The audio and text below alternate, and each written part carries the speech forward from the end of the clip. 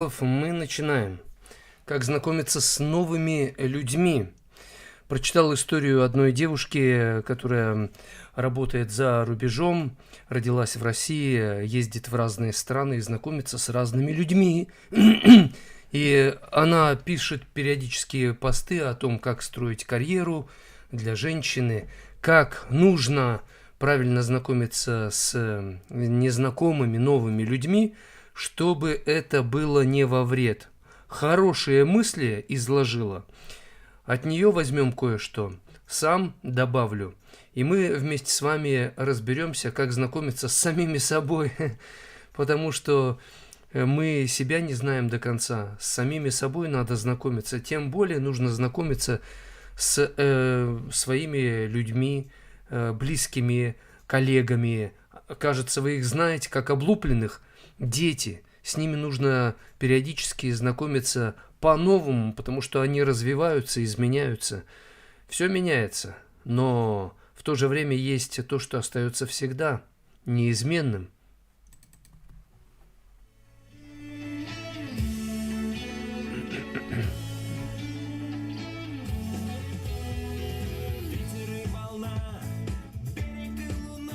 Ой, заблокировать.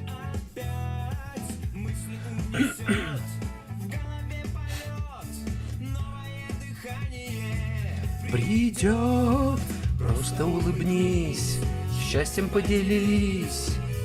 Елена.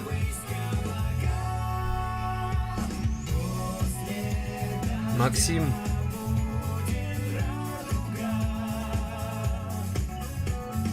После заката рассвет. После зимы будет радовать. Летний и жизненный свет. Таскира. Чин-чин-чин-пой-пой, позитив с тобой, повернули время вспять. Опять. Если вдруг беда, это ерунда. Будем вместе мы с тобой всегда. Просто улыбнись. Михаил.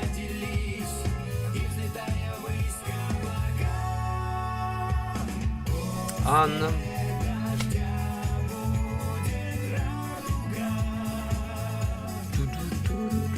После заката рассвет. Валентина. Любовь, Галина, Евгений, Гульнара.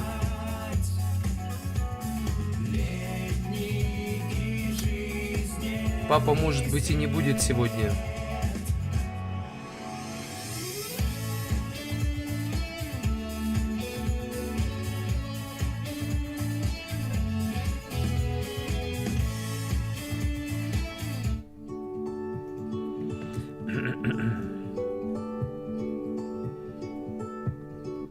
Девушка, статью, которую прочитал недавно, вообще я читаю ее блог постоянно, интересная, но бывает циничная, весьма грубая.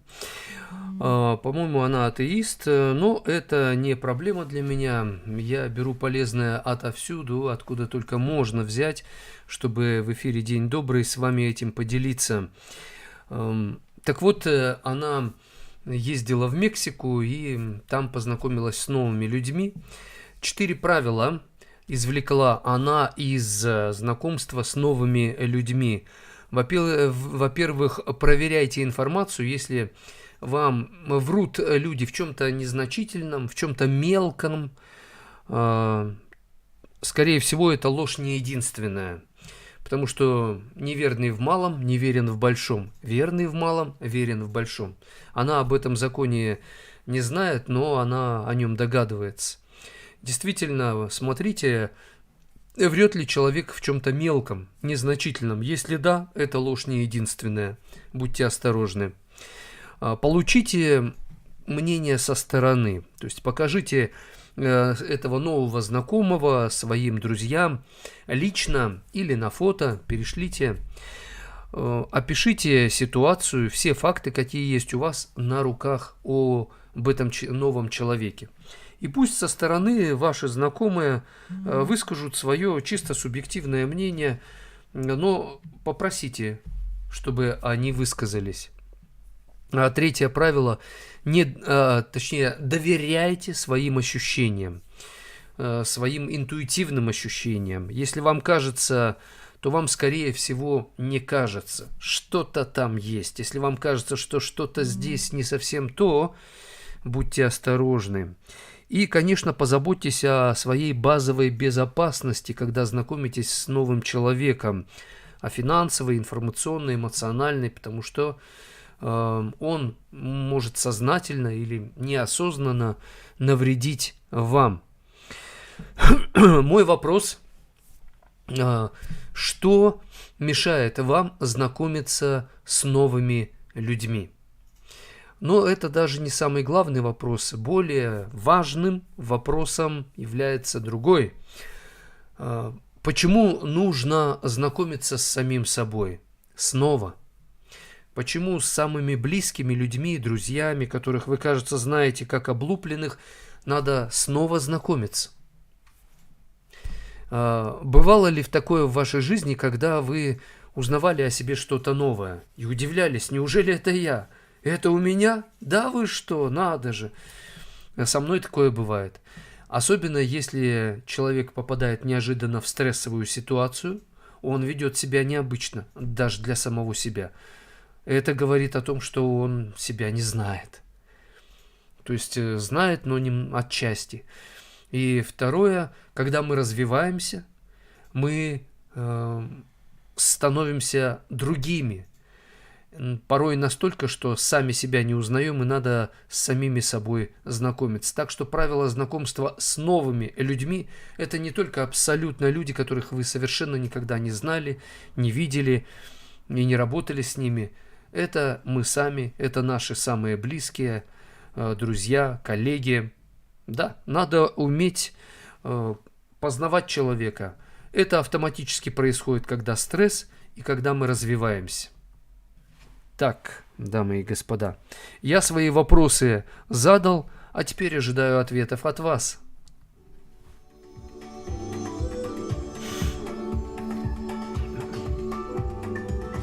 А пока от Милы всем доброго дня, хорошего настроения. Из Ютуба она смотрит нас, в Одноклассниках ставят лайки, очень здорово. Спасибо, что помогаете продвигать трансляцию.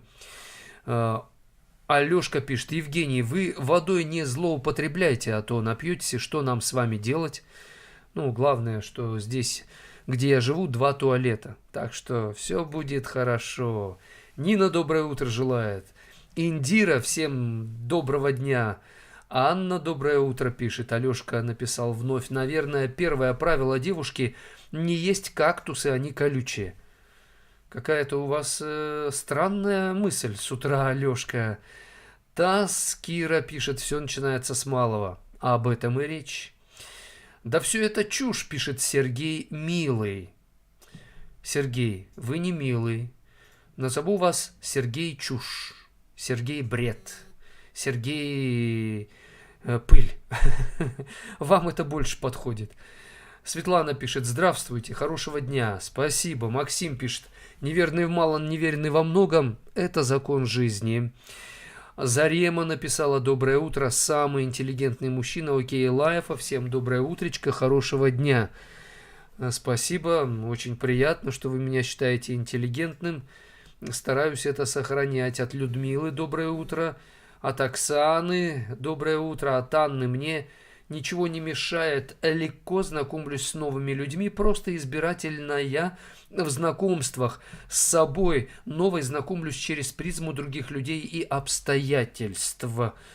Спасибо. Избирательно в знакомствах. Избирательность, с одной стороны, нам помогает, а с другой мешает. Потому что наша избирательность – это наш опыт. Мы могли обжигаться, не так вести себя с кем-то. И у нас опыт вроде бы положительный, но он ограниченный. Мы привыкаем к тому, что нам привычно. Мы привычно считаем, что люди с хмурым видом это какие-то замкнутые, таят в себе что-то. На самом деле люди с хмурым лицом могут быть очень добрыми сердцем. При печали лица сердце делается лучше. Человек печалится, он часто ходит с печальным лицом, но благодаря этому его сердце, оно доброе, светлое, и рядом с ним вам будет лучше. А вы можете по ошибке думать, человек, у которого глаза блестят, улыбается, позитив такой источает весь, но сердце его эгоистично, намного эгоистичнее, чем у человека с печальным лицом. Поэтому если мне печально, я печалюсь и не скрываю этого. Мне хорошо, и я тоже это открываю, и вы это все видите. И когда особенно я грущу, печалюсь или такой, озадаченный чем-то в жизни, то вы, а где позитив? А почему вы такое сегодня? А я говорю, да я настоящий. Хватит меня делать искусственно позитивным. Я позитивный всегда в сердце своем. Я верю в лучшее, стремлюсь к лучшему. Если даже рыдаю, кричу, что бы ни было со мной внешне, внутри я всегда стремлюсь к светлому, поэтому свет несу вам. И делать меня всегда позитивным, это не полезно ни для вас, ни для меня. Понятно.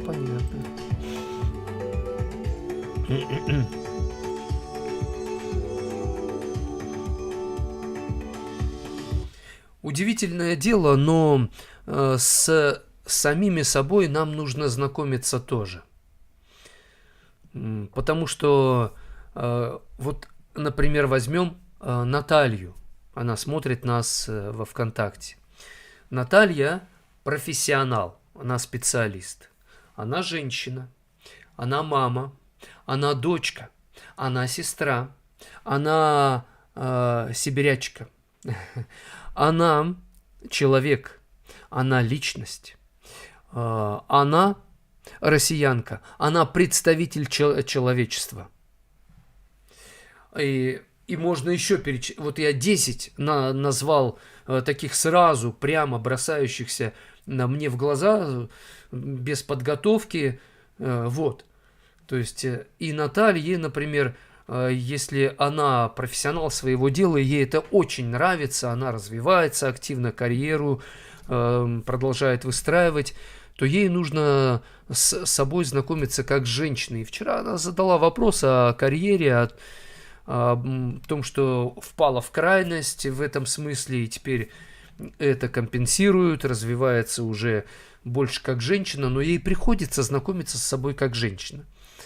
Нам нужно с собой знакомиться как с представителями человечества, как дитя Вселенной, как дитя Божье. И мы, если развиваемся, то есть достигаем большего, лучшего, ставим цели, мы меняемся. И нам с самими собой надо знакомиться. Поэтому если вы не любопытствуете по поводу себя, кто я, так кто же я? И вам нужно интересоваться самими собой. Вам нужно иметь вот это вот постоянное познание самого себя. Бросайте себе вызов, выводите себя из зоны комфорта, изучайте себя, знакомьтесь с новыми людьми, чтобы вынуждайте себя выходить за пределы вашего привычного, комфортного образа жизни. Потому что если вы научитесь познавать себя, вы познавать сможете других людей. Возлюби ближнего как самого себя. А любить себя – это познавать себя, открывать в себе новое, иметь любопытство и интерес по поводу себя. Так кто же я такая? Почему женщины так хотят знакомиться с мужчинами, а мужчины хотят женщин? Потому что мы чувствуем, что в общении с другим, в контакте, в отношениях с другими мы раскроемся, мы узнаем что-то о себе, но мы боимся отношений, потому что могут вылезти наружу какие-то неприятности, слабости, тараканы, скелеты в шкафу, и это все пугает. Как найти человека, который примет тебя таким, какой ты есть? Надо уметь принимать себя такими, какие мы есть, не соглашаться со слабостями, изменять их. Кстати, во втором часе мы поговорим о том, почему человек признает свои грехи и не оставляет их, не изменяется. Что это такое? Вот так же и мы узнали о своих слабостях, но не преодолеваем их, не избавляемся. Почему? Почему?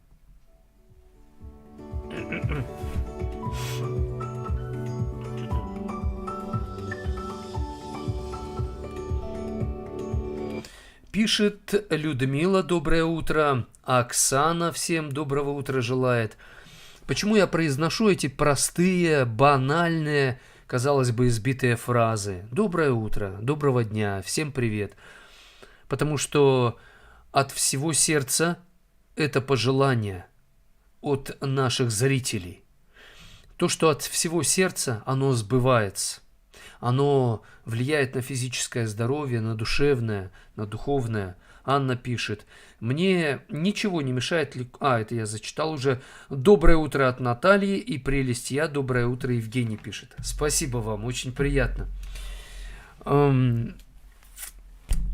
Почему нам трудно принять себя такими, какие мы есть? Некоторым женщинам не нравятся их уши, нос, живот, грудь, ноги, там, пальцы. То есть что-то в себе не нравится. Да, потому что это не отвечает каким-то стандартам. Слишком длинные, такие какие-то, может быть, полные или наоборот с горбинкой или что-то еще. Научиться принимать себя таким, какой ты есть, это значит сказать: Господи, спасибо тебе, благодарю за то, что ты мне дал то, что у меня есть. Но бывает во внешности явные аномалии, как-то вот заячья губа, или заикание, или просто вот слишком низкого роста, или там слишком большие глаза, или уши оттопыренные. И это кажется таким некрасивым, таким немилым, каким-то уродливым. Но это есть от рождения. Научиться принимать себя таким, какой ты есть, научиться любить себя, свою внешность, такой, какая она есть, это значит принять себя, познакомиться с собой и поверить в то, что твоя красота, она необычная, привлекательность, она необычная. Душа у всех красивая, у всех душа уникальная, и настолько она особенная, что, влюбившись в человека, открыв вот эту внутреннюю его красоту, тебе больше никто никогда не будет нужен. Одного будет достаточно, одной. Поэтому люди изменяют друг другу, потому что они не чувствуют эту внутреннюю красоту. Как открыть эту внутреннюю красоту? Через внешнее. Если мы не примем свою внешность такой, какая она есть, мы не сможем познавать, видеть внутреннюю свою красоту. Именно внутренняя наша красота, она делает нас уверенными. Так, прелесть я пишет: у меня ушки оттопырены всегда, мне не мешает это. Что помогло вам не смущаться этого, прелесть я? Ведь это же было как бы поводом обзывать вас в школе. Наверное, кто-то по этому поводу прошелся и не раз. И как вы это преодолевали? Поделитесь.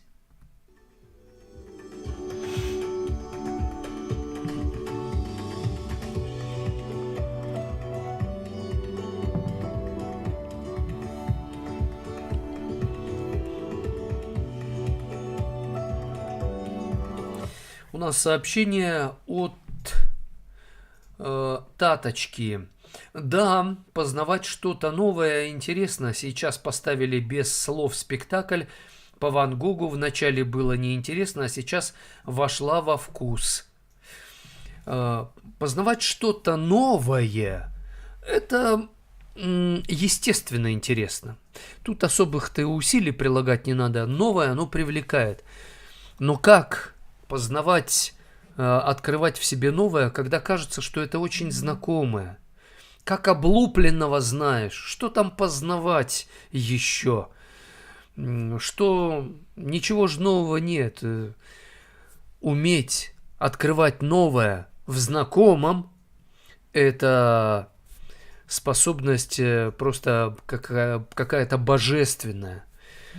Я читаю Библию, вы знаете, что я человек верующий, хотя и у меня и ученая степень есть, я профессиональный психолог, и принято считать, что ученые и психологи, они атеисты, ну или неверующие в Творца, я глубоко верю. Так вот, в Библии есть слова о Боге, точнее, сам Бог через какого-то пророка великого говорит: «Се творю все новое». Вот творю все новое. То есть Он любит творить новое. Если вы посмотрите на небо, никогда на небе вы не увидите одинакового сочетания облаков. Они разные. Кажется, одинаковое. Нет. Ученые изучали снежинки.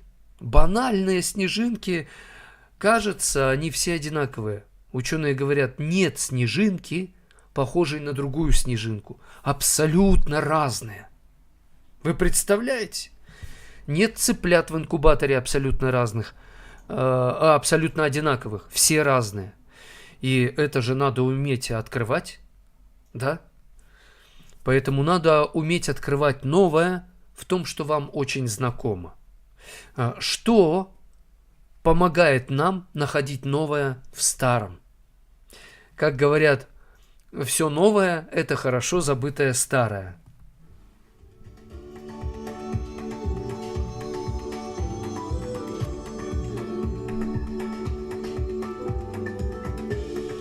Пишет Максим, есть много причин, одна из них – это стереотипы. Лично для меня важна внутренняя красота прежде всего.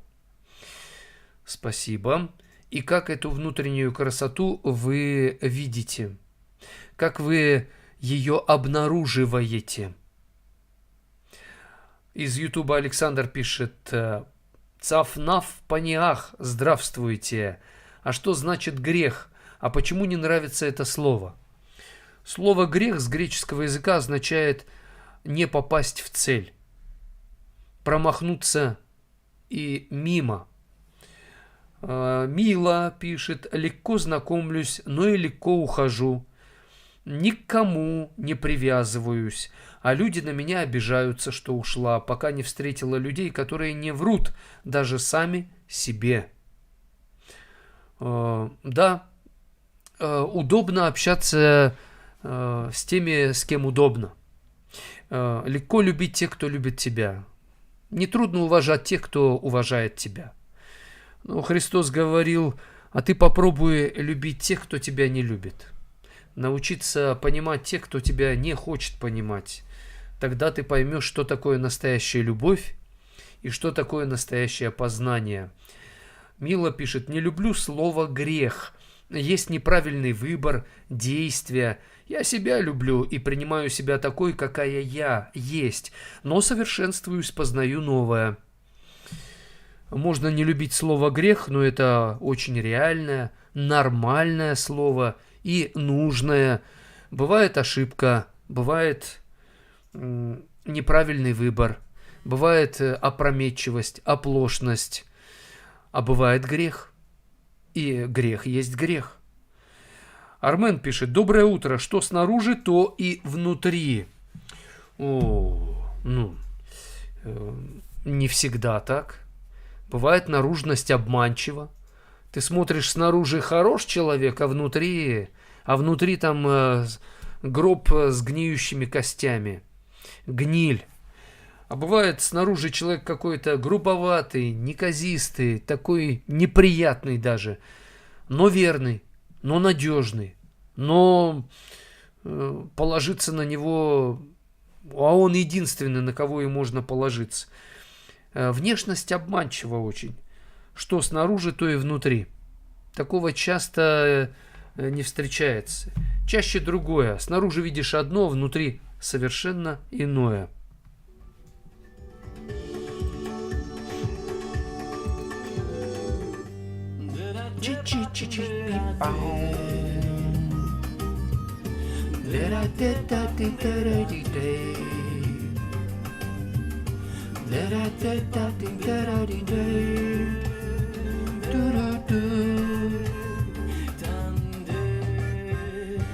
Если я плачу, значит так надо.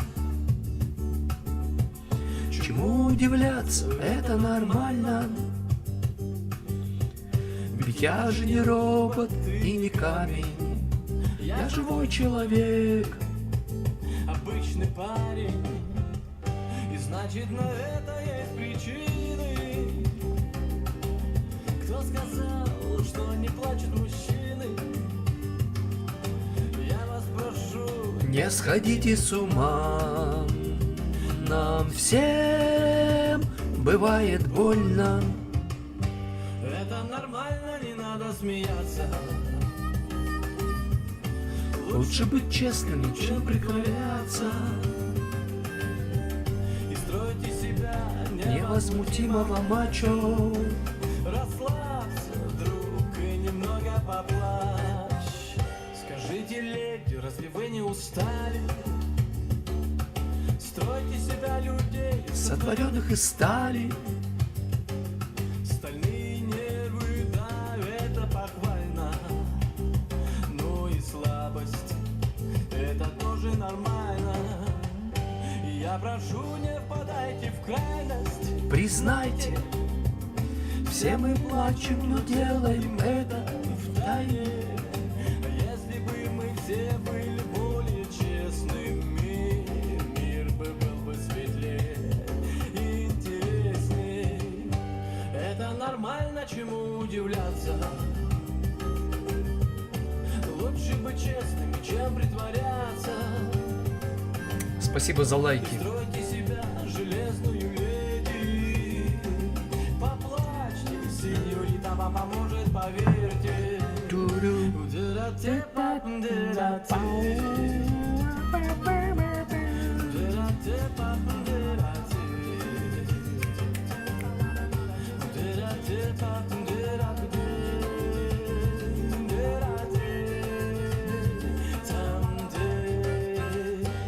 Это нормально, не надо смеяться. Лучше быть искренним, чем притворяться. И стройте себя невозмутимого мачо. Расслабься, друг, и немного поплачь.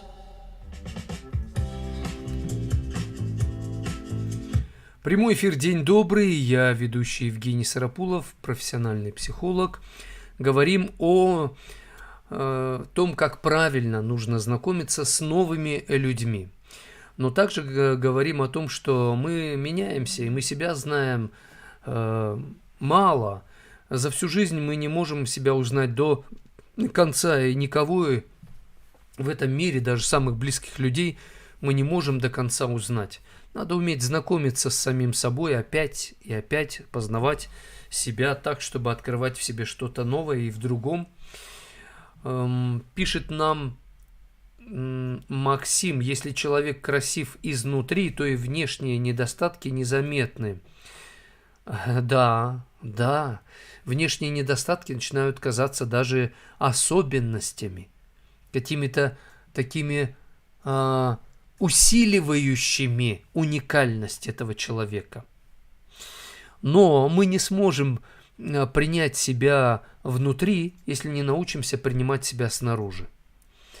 Армен пишет: что творится сейчас с женщинами, феминизм, и творят все новое, и рушат все, что их окружает, и открытие нового приводит к разводам и обсуждениям. Ну, значит, одни открывают новое для разрушения, а другие открывают это же новое для созидания. Весь вопрос ведь в том, как мы пользуемся тем, что мы открыли. Открыли когда-то атом, Пьер и Мари Кюри, но одни стали этим пользоваться и изобрели атомные бомбы, другие начали этим пользоваться и изобрели атомные ледоколы, корабли. Вы понимаете, да? То есть само познание – это неплохо, познание нового. Весь вопрос, как вы этим пользуетесь. Сергей пишет: а как вы считаете, есть ли связь между тем, сколько за все это время вы наговорили, и нашими болезнями? Да, я стараюсь говорить о созидании, о преобразовании негатива в позитив. Я рассуждаю, размышляю, я учусь этому, и в ваших генах я стимулирую этот процесс, чтобы вы тоже захотели рассуждать, думать, искать, анализировать. И, конечно, это позитивно будет отражаться на психосоматике, то есть на физическом состоянии. Но если вы будете противиться, искать во мне что-нибудь, провоцировать и создавать повод для того, чтобы меня уязвить, то тогда вы попадете в яму, которую копаете. Для меня.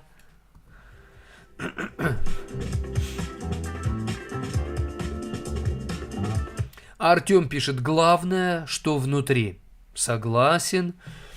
Но чтобы понять, что внутри, как говорят, наши глаза и уши – это две дорожки, ведущие в наше сердце, внутрь нас. Попадают мысли и чувства, которые мы пускаем или нет через глаза и уши. Следите за тем, как вы видите, как вы смотрите и как вы слушаете. Следите за тем, какие мысли вы внутрь себя пускаете. А то иначе мы такого можем напропускать в себя, что потом удивляемся, что мы натворили. Натали пишет: здравствуйте, чем грех отличается от обиды в душе? Если вы обиделись, это не грех. Но если вы не избавляетесь от обиды, то обида начинает вам мешать попадать в цель. И вы начинаете грешить. Елена пишет: обида сама по себе является грехом, так как, когда мы обижаемся, невольно осуждаем обижающего нас. Не сразу. Но если человек не избавляется от обиды, он начнет осуждать. Да, это грешно. Но мы все обижаемся. Все мы ошибались, все мы падали. Все мы ощущали состояние падали. Все мы делали такое, за что было стыдно. Надо это признать и исправлять. И все нормально. Натали пишет: обида может превратиться в грех. Да, как я сказал. Максим пишет: например, если человек врет, его глаза никогда на месте не стоят. С одной стороны, это распространенное мнение, оно верным является, но не всегда. Потому что у человека бывает физиологическая особенность, и у него глаза не стоят на месте. Просто у него что-то с нервами, с психофизиологией сбой, и у него вот это с глазами. Я вчера ехал в трамвае, видел мужчину, такой респектабельный, интеллигентно одетый, и у него так помаргивают глаза чаще, чем обычно у людей. И он может показаться странным. А я про себя сказал: нет, это не странный. Это у него такая особенность. То есть я кредит доверия выдаю людям. Вначале я всегда делаю прогноз позитивный о человеке. Любовь всему верит. Она дает всегда аванс. Но если это оказалось не так, и человек действительно хитрый, то я не проигрываю. Хотя, может быть, я доверился ему и дал аванс доверия, но он этим воспользовался и меня подвел. На самом деле он проиграет намного больше, чем я. Я извлеку урок, как мне нужно дальше доверять, но я буду учиться доверять дальше. А он со своей хитростью упадет в яму, из которой сам не сможет выбраться.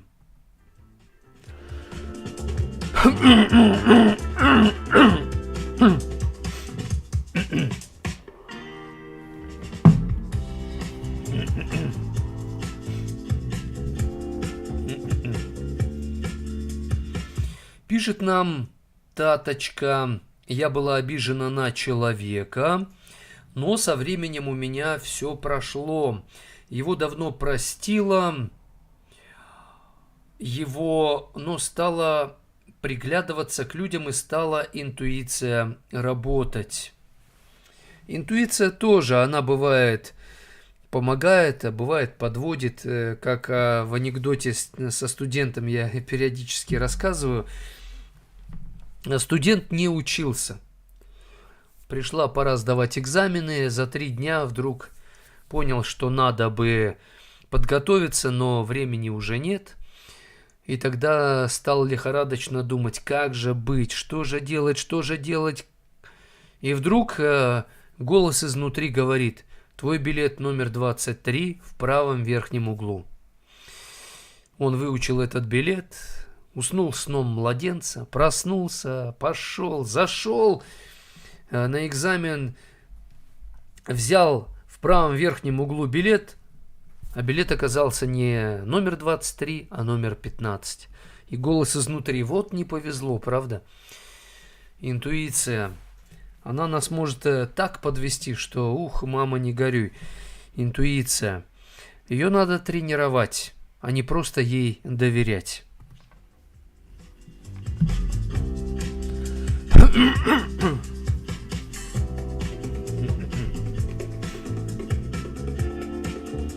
А Алексей пишет: обида становится грехом, если вы замочите обижающего или хотя бы ограбите его с помощью адвоката. Да, хорошо сказано. Елена пишет: спорить тоже грех. Не всегда. Смотря какая цель спора. Спор – это конфликт. Конфликт – это естественно. Конфликт – это не совпадение наших взглядов, мнений, принципов. Или когда у нас разные взгляды. Да, они должны быть такими, разными. Поэтому мы способны дополнять друг друга, потому что мы разные. Поэтому спорить иногда... В споре порой рождается истина, если мы правильно спорим, не унижая друг друга. Но спор, как прорыв воды, может разнести, уничтожить все в наших отношениях, если мы доказываем друг другу и не умеем слушать друг друга, а лишь бы свое доказать. Тогда да, тогда это превращается в грех.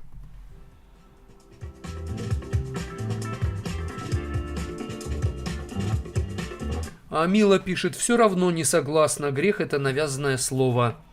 Да, пожалуйста, не соглашайтесь, грех и есть грех. Это давнишнее слово, и оно уже давно устоялось. А вопрос возникает в другом. Почему вам не нравится это слово? Грешите, милочка наша, да? Тайно грешите, явно грешите. И не хотите грех называть грехом. А хотите это как-то замазывать.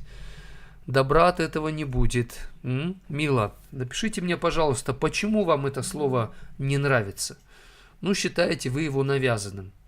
Но это слово древнее, и это слово имеет четкое определенное значение и обозначает конкретные вещи в нашем мире. Но вам оно очень неприятно. Почему? Что вам не нравится в этом слове?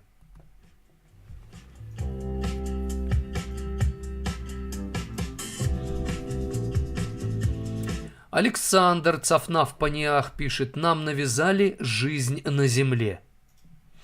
Это потому, что вы не хотите принимать жизнь такой, какая она есть, и себя. А во-вторых, вы не хотите познавать эту жизнь по правилам этой жизни. Ведь в этом мире есть законы, правила, уставы, заповеди. Надо по правилам учить математику, физику, химию, биологию, историю, литературу. Везде есть правила. Если человек по правилам не изучает, то он не получает результата такого, как надо. И потом начинает говорить: не я такой, жизнь такая, не я такой, правительство такое. И понеслось.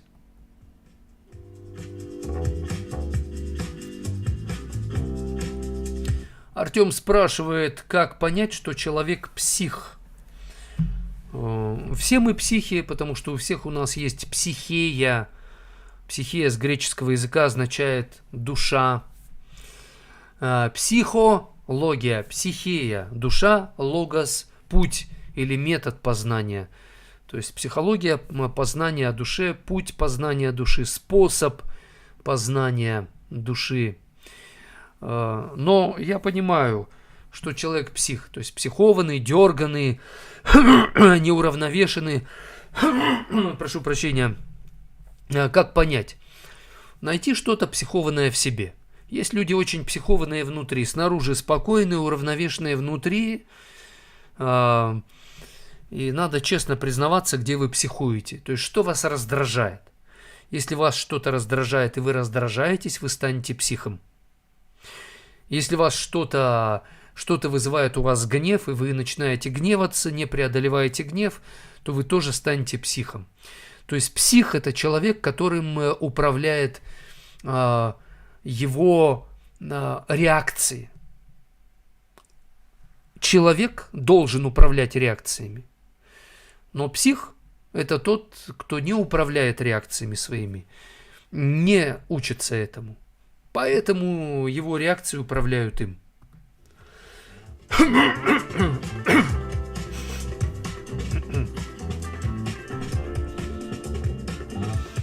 Пишет Наталья. Здравствуйте всем. При первой встрече всем хочется себя показать хорошим. Встречают по одежке, но провожают по уму. Да, верно. Лариса пишет. Самый лучший способ узнать человека – это его напоить. Не зря же существует поговорка, что у трезвого на уме, то у пьяного на языке. Когда человек выпьет, то разболтает все, что хочешь, только спроси. Но меня вы не сможете напоить, Лариса. Я алкоголь не пью, не курю. Поэтому как можно узнать, что у человека на уме? Да просто посмотреть, как он ведет себя в стрессовой ситуации. Как узнать, что у человека на уме? Неожиданно ущипнуть его. Как узнать, что у человека на уме? Пойти с ним в горы. То есть там, где придется проявить свой характер. Там, где вылезет наружу то, что внутри. Так что полно способов без того, чтобы напоить человека, чтобы узнать, что у него внутри. Но самый главный способ, как понять, что у человека внутри, это самому честно признаваться, что у тебя внутри.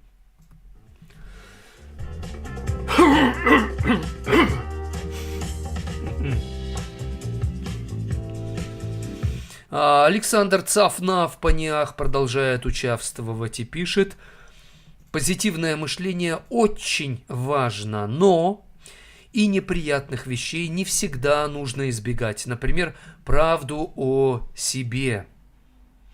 Конечно. Правда о себе делает нас пессимистами разума, но оптимистами воли. Так, пишет Юлия. Да, аккуратно надо со словами думать, размышлять, о чем говоришь. Согласен. Даша пишет, интуиция есть почти у каждой женщины. Не почти, а у каждой. И у мужчин тоже есть интуиция, кстати. Максим пишет, Павел говорил, апостол, говорю это не потому, что я уже достиг или усовершенствовался, стремлюсь, не достигну ли я, как достиг меня Христос. Да, на этой земле у нас не хватит ни времени, ни сил познать окончательно себя или что-то в этом мире. Поэтому мы всегда останемся для самих себя незнакомцами. И другие, какими бы близкими они ни были, когда нам скучно с человеком, это означает, что мы просто не хотим. Нам лень учиться познавать этого человека. У нас есть свои стандарты, как человек должен себя вести внешне, как он должен говорить. И некоторые на моей трансляции считают меня не психологом, потому что у них свое понимание, как должен говорить психолог, а я говорю не всегда так, и специально говорю не всегда так. И эти люди перестают познавать, потому что у них шаблоны, стереотипы. Это удобно, но удобное мешает познавать лучше и открывать новое.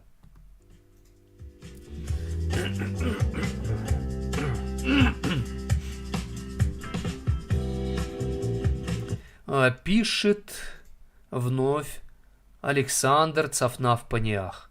Ответьте, пожалуйста, сын разочаровался в стремлении к успеху. Как помочь? Он на грани депрессии.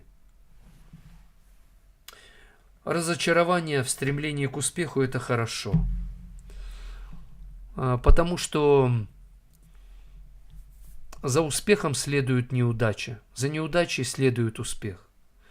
Это как черно-белая полоса. Время рождаться, время умирать, время войне и время миру, время разрывать и время сшивать, время обнимать и время уклоняться от объятий, всему свое время.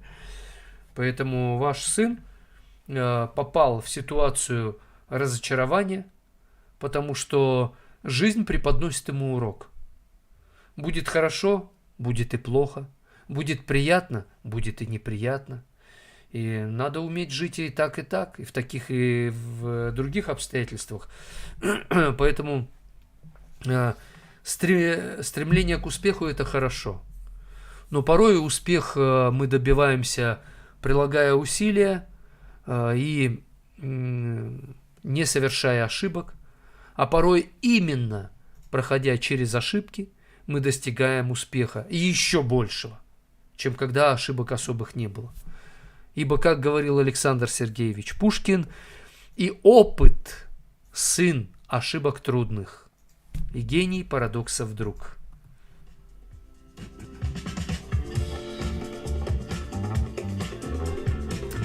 Мила пишет, потому что у меня другое мировоззрение. Это Мила отвечает на мой вопрос, почему она не принимает слово «грех». Потому что у меня другое мировоззрение, говорит она, и я в не любых религий, но верю в Бога, богов и сама Творец своей реальности на земле. Когда сменю мерность, то встречусь со своей звездой, семьей. Мила, весь вопрос в том, по правилам ли вы верите. Если вы верите в Бога, у Бога есть законы, есть правила, есть заповеди. Откуда вы знаете, что вы знаете Его заповеди, Его законы и правила? И уверены ли вы, что вы соблюдаете законы Божьи?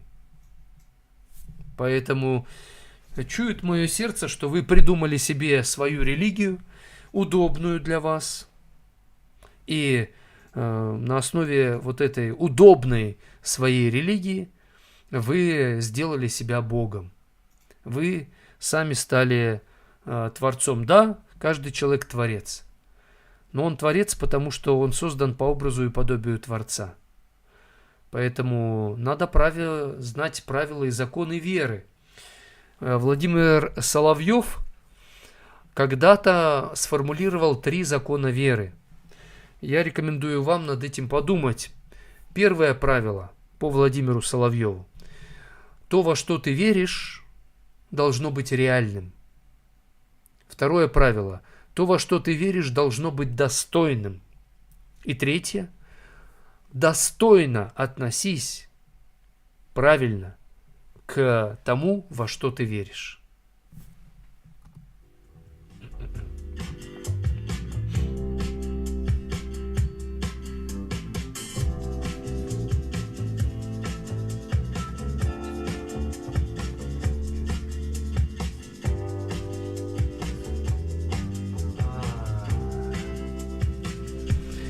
Мне тут намекнули, какой Владимир Соловьев.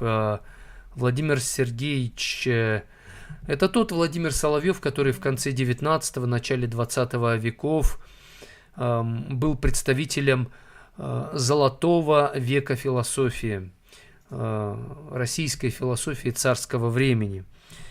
Да, это не тот Владимир Соловьев, который сегодня с экранов телевизора вещает.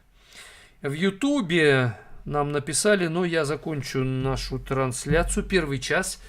Во втором часе, через 9 минут, мы-то поговорим на тему, почему человек признает свои слабости, недостатки, грехи, но не исправляет их, не избавляется от них. Ведь это же так естественно. Ты понял, что ты не прав, и исправь это. Но нет. Человек понял, что он не прав, но не исправляет это, не избавляется от этого. В чем проблема? Об этом поговорим после перерыва.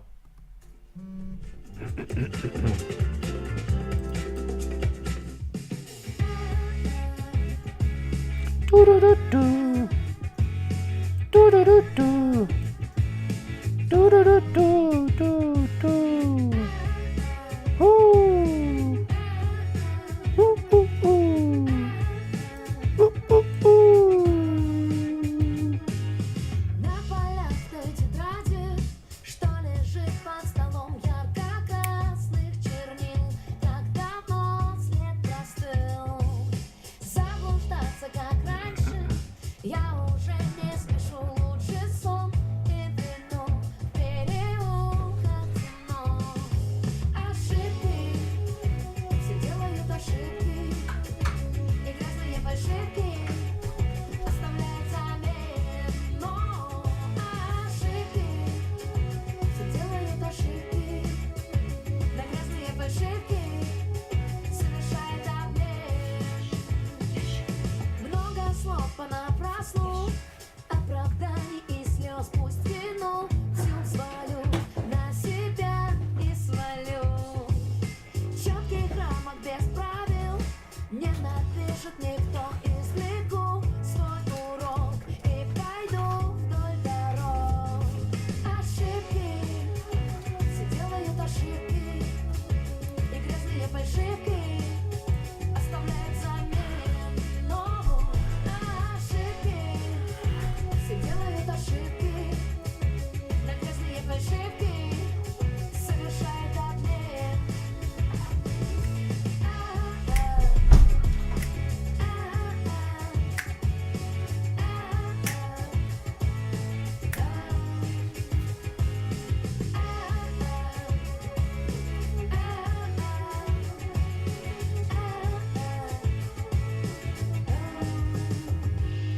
Ошибки, все делают ошибки, и грязные фальшивки оставляют замен. Ошибки, все делают ошибки, да грязные фальшивки совершает обмен. Ошибки, все делают ошибки, и грязные фальшивки оставляют замен. Но ошибки, все делают ошибки, да грязные фальшивки. Ставим лайки, делимся трансляцией.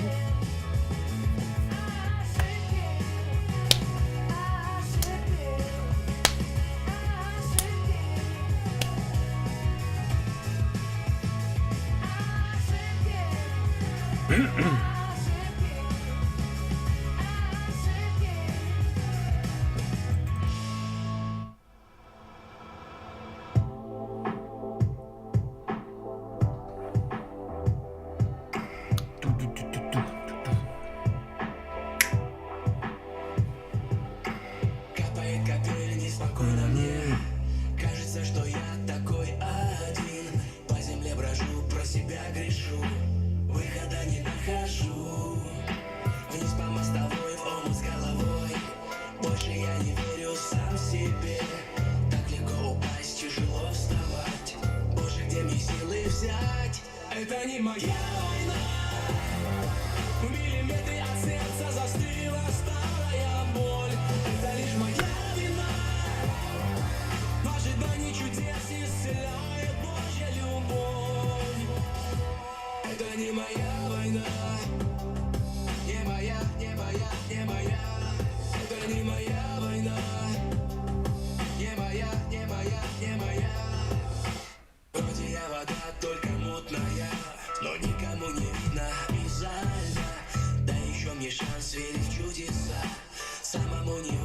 вырваться. Я молю мой Бог, чтобы ты помог. Поднимаю руки к небесам. Так хочу в тебе раствориться, полностью забыться. Это не моя война. В миллиметре от сердца застыла старая боль. Это лишь моя вина. В ожидании чудес исцеляет Божья любовь. Это не моя война. В миллиметре от сердца застыла старая боль. Это не моя вина. В ожидании чудес исцеляет Божья любовь. Это не моя война.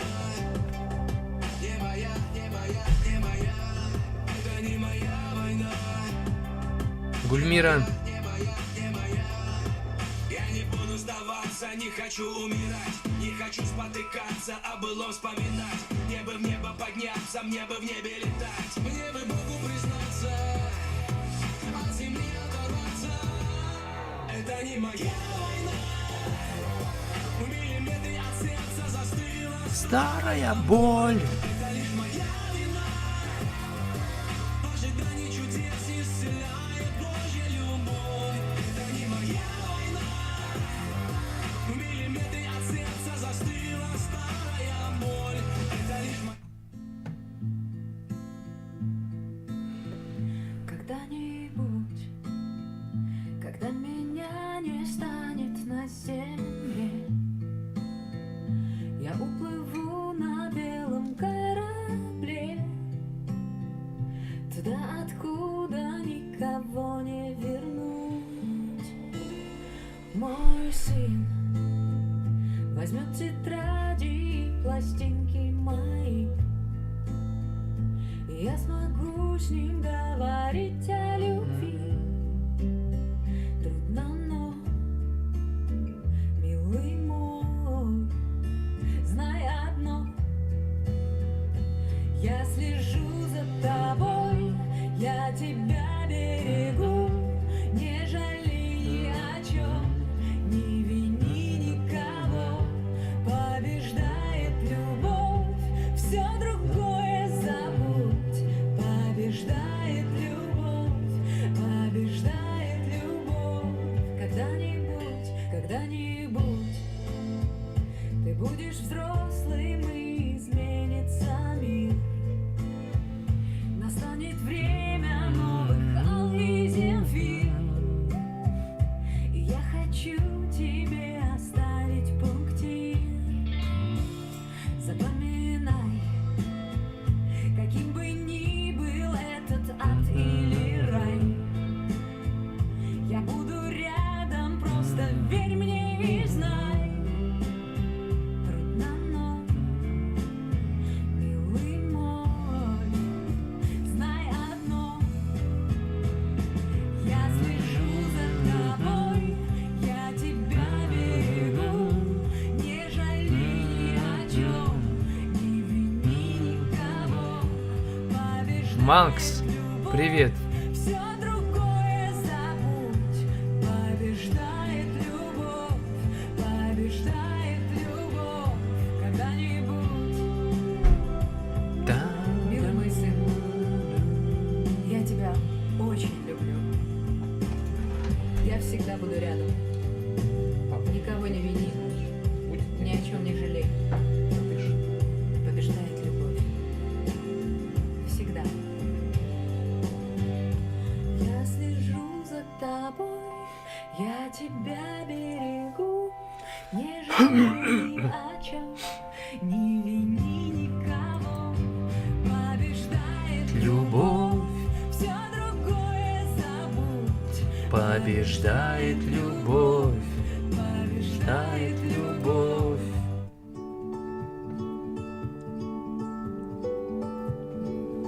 Максим, как учеба у тебя?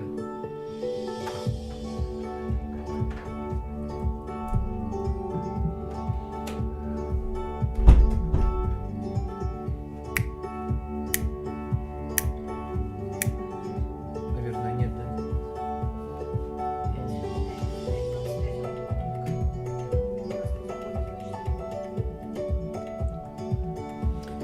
Если он сможет.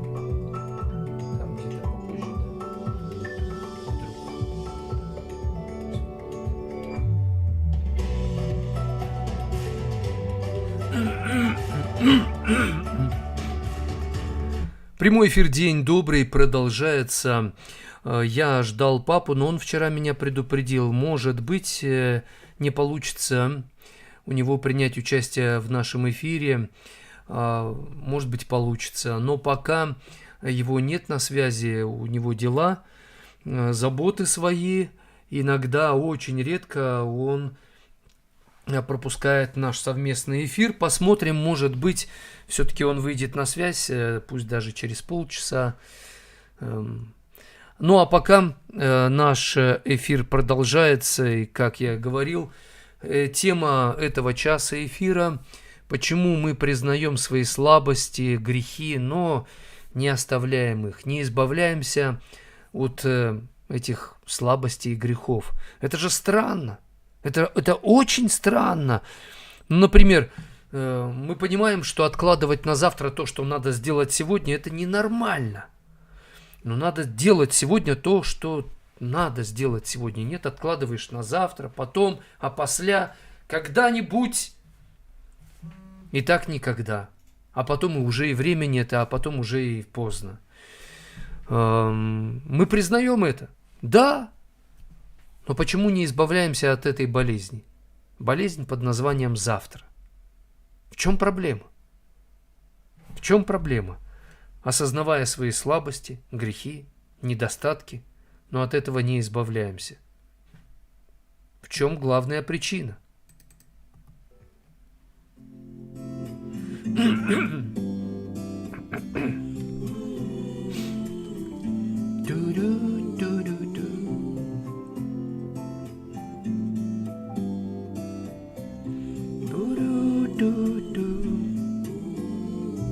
Я давно и безнадежно болен. Болею. Давно. Не помню, когда заболел. Не помню, от кого заразился и кого заразил сам. Но налицо настоящая эпидемия. Болеют многие. И болезнь называется завтра.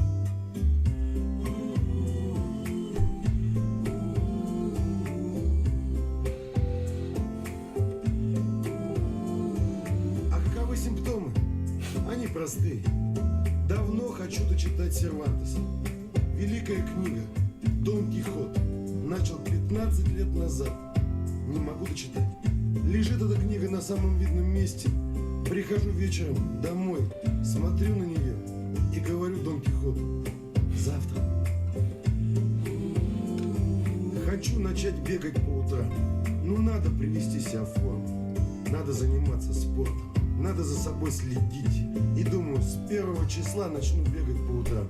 Просыпаюсь с 1 числа утром, полежал в постели и подумал: завтра.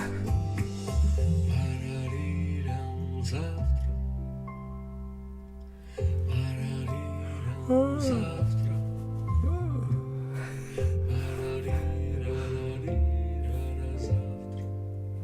Ну пора уже, пора сбросить несколько килограммов. Надо похудеть, а то слишком много об этом думаю. Не надо об этом думать так много. Попытался соблюдать диету, не получается. Думаю, не буду вечером есть. После 6 вечера ни-ни. Сижу дома, смотрю вечером телевизор, а сам слушаю, как включается и выключается холодильник. Посидел, и вдруг приступ болезни. Завтра. Завтра.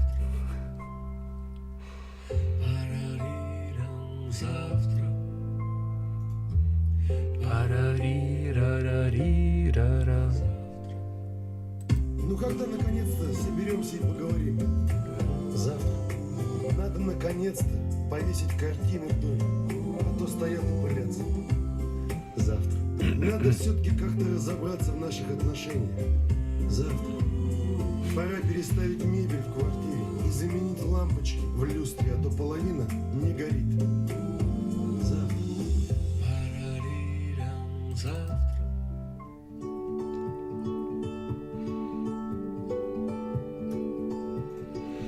Одна из болезней. Мы понимаем, надо сделать сегодня, но откладываем на завтра, послезавтра, и пошло-поехало. Почему, признавая свои слабости, грехи, мы от этого не избавляемся. Что это такое? Что с этим делать? Признать ошибки, слабости, грехи сложно, потому что надо брать ответственность на себя, измениться, поработать над собой. Но бывает, вот мы собрались и посмотрели правде в лицо, и честно признались: ты алкаш, ты куришь, и это зло, ты изменяешь, и это полный отстой. Молодчага. Признать ошибки, слабости, грехи значит дать повод ищущим повод, значит дать повод для критики. Поэтому мы не оставляем свои грехи, не признаем их. Признает ошибки и грехи, но не оставляет, потому что не знает, как это делать. Ну реально человек просто не имеет опыта, не знает. Признает слабости и грехи, но не оставляет, потому что на самом деле не хочет этого. Нравятся тайные сладкие грешки. Признает слабости и грехи, но не оставляет, потому что зависим, как наркоман, как раб. И сам не способен от этого всего освободиться. Признает слабости и грехи, но не оставляет, потому что остается в окружении тех, кто оправдывает это все и говорит: да ладно, все так делают, что ты, забей, не думай об этом. С кем поведешься, от того и наберешься. Признает слабости, грехи, но не оставляет, потому что оправдывает их или какие-то из них не хочет оставлять. От 90% избавился, такой говорит: да, смотрите, а 10% тайных грешков оставил. Пакостник, хулиганье. Вот об этом и речь, об этом мы сегодня и говорим.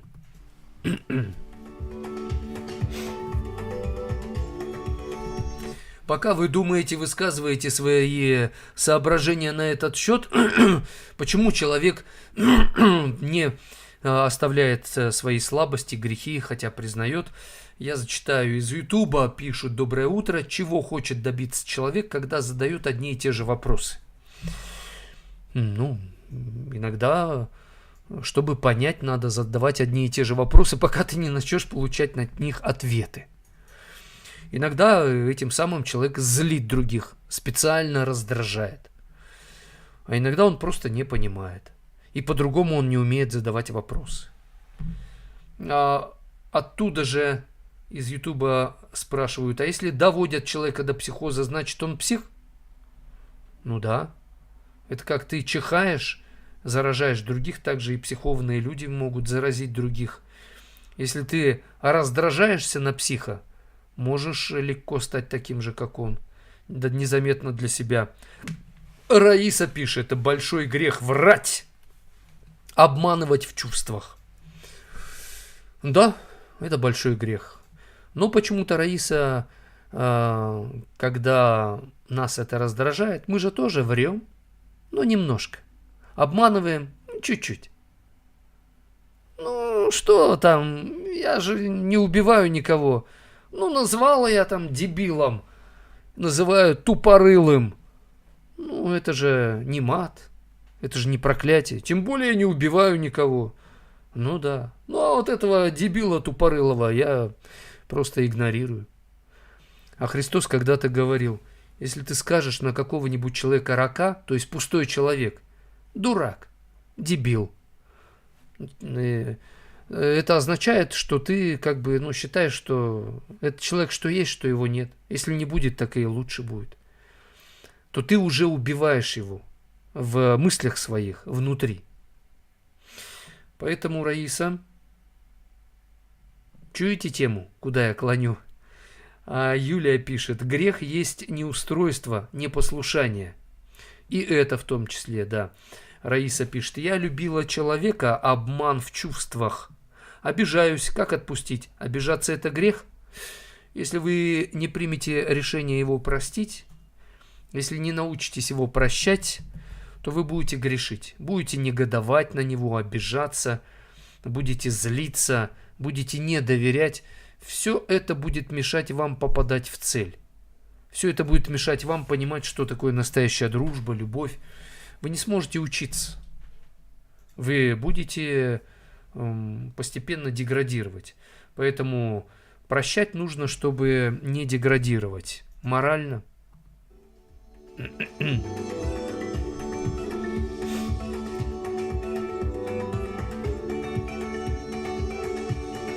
Василий пишет: когда я начинаю сильно нервничать, ухожу в горы на поле и постепенно успокаиваешься. Но бывают такие моменты, что это не помогает. Как быть здесь? Надо успокаиваться в эпицентре событий. Надо успокаиваться там, где вы есть. Горы хорошо, Гавайи отлично, рыбалка, какие-то места для вас приятные, где вы передохнуть можете. Но бывает нет возможности туда попасть. Поэтому, когда мы сильно нервничаем, например, человек вас раздражает, начинайте изучать, во что он одет. Почему он это одел? Как на нем это смотрится? То есть переключайтесь с одного на другое. Отдых – это смена деятельности, переключение, другими словами. Вот точно так же и здесь. Поэтому, когда вы начинаете сильно нервничать, вам нужно направлять энергию, которая у вас возникает из-за того, что вы нервничаете, на решение каких-то задач. Стирайте, убирайтесь, варите, читайте, изучайте, тренируйтесь. Это же энергия. Да. Так берите ее и направляйте в созидательное русло.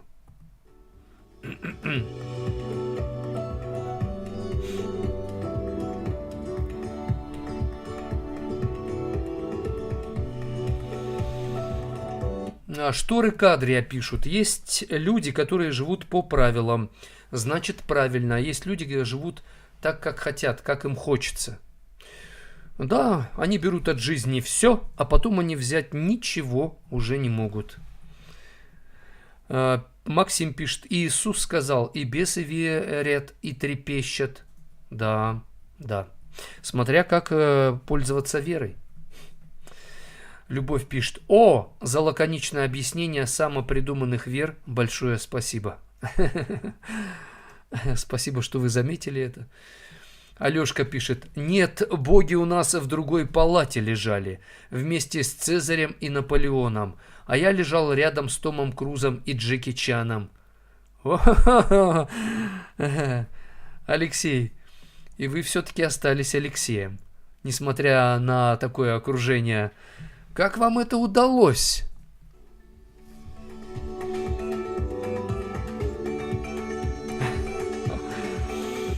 Пишет Мила: так правильно, мы все разные, потому что из разных звездных систем. Мы настолько разные, что действительно мы как новая вселенная друг для друга. Любовь пишет: у меня не получается исправляться, хоть вижу свои грехи и грешки. Очень полезная тема для меня, только теперь поймала себя на том, что не исправляюсь, и надо как-то действовать, наконец. Вот в этом-то и вопрос. Мы видим свои грешки, но не исправляемся, потому что не знаем как или не хотим. Поэтому тут надо честно себе признаваться: я не знаю. Значит, найдите того, кто знает. Если не хотите, честно признайтесь и скажите себе: и это плохо. Найдите того, кто вас заставит.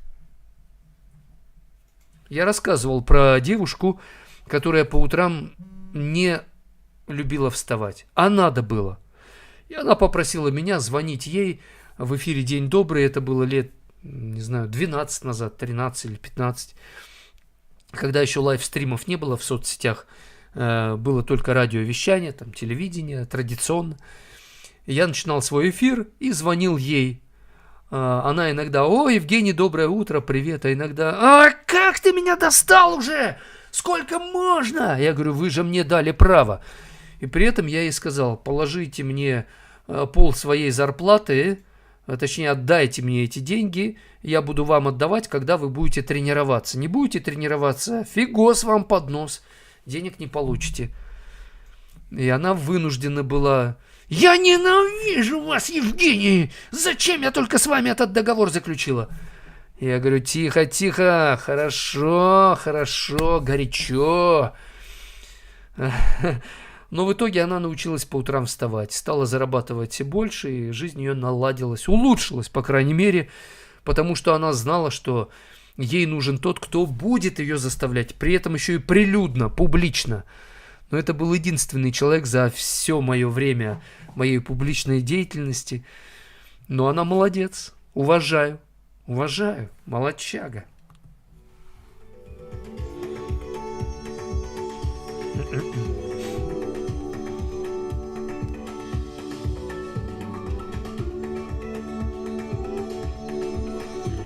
Пишет Максим: как бы не звучало странно, но с грехом жить удобнее, привычнее.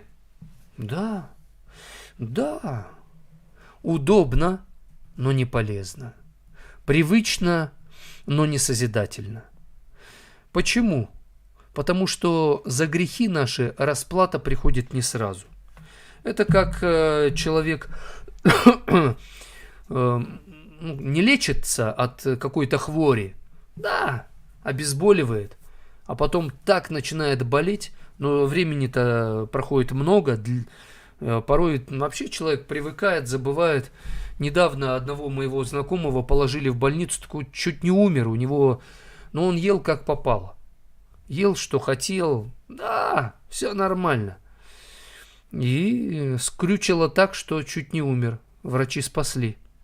Теперь, уверен, будет уже по-другому кушать, и режим еды, и диету будет соблюдать. Но, надеюсь, извлечет для себя правильные уроки. Поэтому и со мной тоже было. Я тоже вел вроде бы здоровый образ жизни, но к чему-то относился. Да, мне так удобно, так привычно. Потом так надорвал свой организм, что вы видели, что со мной что-то не то происходит. И я говорил: да все круто, классно, мы позитивщики. А потом: на тебе диабет, на тебе рак, на тебе язву. Вот, и это меня встряхнуло так, что исправил. И очень качественно, так знаете, стал относиться вообще ко всему, да, к себе, к здоровью. Я понял, что мое здоровье принадлежит не только мне, но и моей семье, вам. Но надо было меня, конечно, встряхнуть, а бывает, человека встряхнет, и уже и все, и уже нет возможности исправиться. Александр пишет: ну да, атеисты от обезьян произошли, других Бог создал.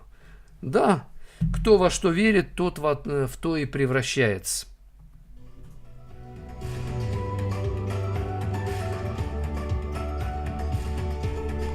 Человек уподобляется тому, во что и в кого он верит. Поэтому часто причина того, что человек признает грехи, но не избавляется от них, в том, что он верит в какого-то придуманного Бога, в какую-то идею, которая оправдывает его вот такое жизнеустройство.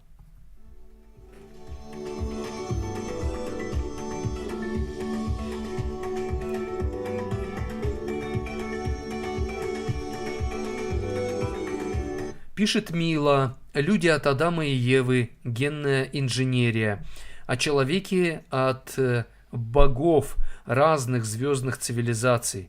Твори добро на всей земле, и будет нам всем счастье в мире, любви, чести, совести, семейные ценности. Я вашу веру не разделяю. Я верю, что есть один Творец, Всевышний. Он создал Вселенную, мир, людей. А вы верите в иные цивилизации, верите, что человеки от звездных цивилизаций, от богов.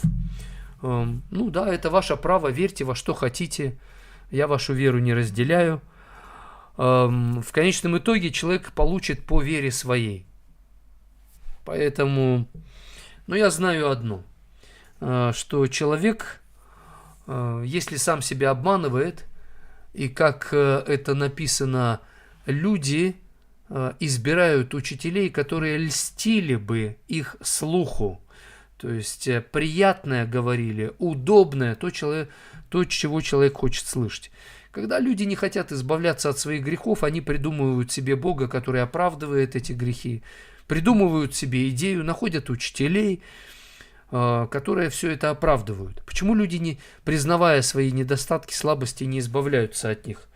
Потому что находят людей, которые это оправдывают, находят теорию, книгу, какого-то Бога придумывают, который это все оправдывает, и все, и человек поэтому не меняется.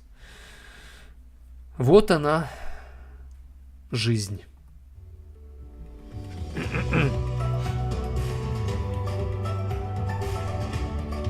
Олеся пишет: доброе утро. Тема слушаю, наматываю на ум, стараюсь понять и взять важное и полезное на вооружение.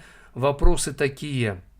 Как правильно настроиться на серьезный разговор с человеком, который всегда увиливает от темы, которая очень важна для большей части семьи? Спасибо за ваш вопрос. С этим человеком нужно говорить о том, что ему интересно, и переводить постепенно, незаметно или слегка заметно на вашу тему. Этого человека нужно как бы давать ему власть, силу и задавать ему вопросы, спрашивать у него совета. То есть в решении каких-то вопросов пусть он главенствует. Также, Олеся, в семье у каждого есть свои обязанности. У этого человека в том числе есть свои обязанности. И если человек не исполняет свои обязанности, он должен страдать. Он должен платить за это. Его надо напрягать. И надо на семейном совете договориться. У кого какие обязанности, какие способности. И как мы будем напрягать человека, члена семьи, если он не будет исполнять свои обязанности. Принимаете временные какие-то правила на неделю, на месяц, тренируетесь. Но я не знаю специфику устройства вашей семьи, я не знаю особенностей вашего человека, о котором вы говорите. Поэтому я не могу ответить вам подробно, да, и не буду, скорее всего, потому что в публичном пространстве мои консультации, они не такие полные, потому что это все-таки частная жизнь, и поэтому у меня частные индивидуальные консультации. Если хотите, запишитесь, это платно, правда, но это того стоит.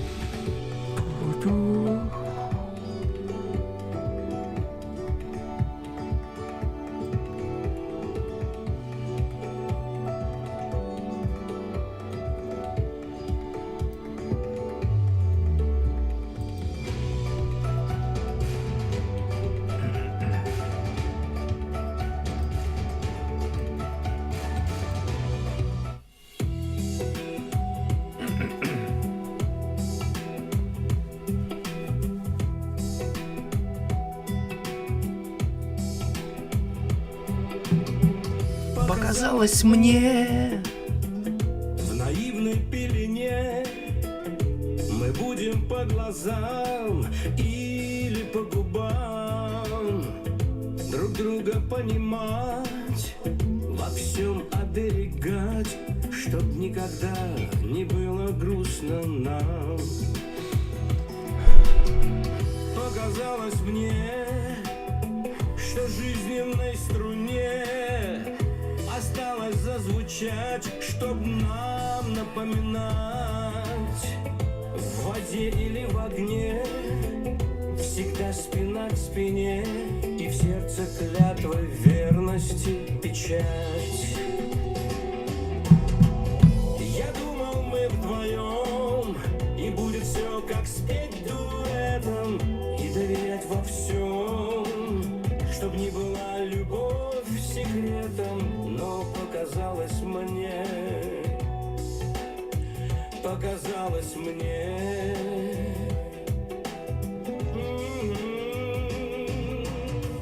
я думал, мы вдвоем, и будет все как спеть дуэтом и доверять во всем, чтоб не была любовь секретом, но показалось мне все это. Показалось мне.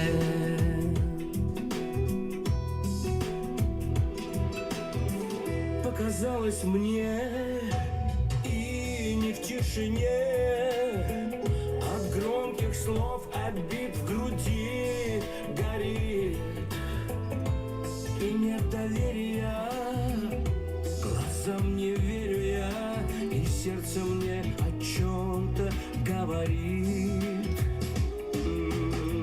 и нет доверия, глазам не верю я, и сердце мне О чем-то говорит.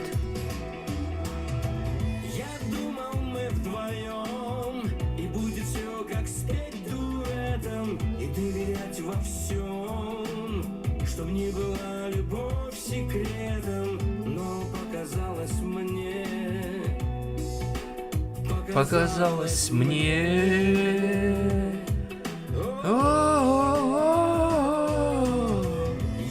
Думал вдвоем и будет все как спеть дуэтом. и доверять во всем, чтоб не была любовь секретом, но показалось мне все это. Показалось мне. Спасибо, что ставите лайки. Спасибо большое.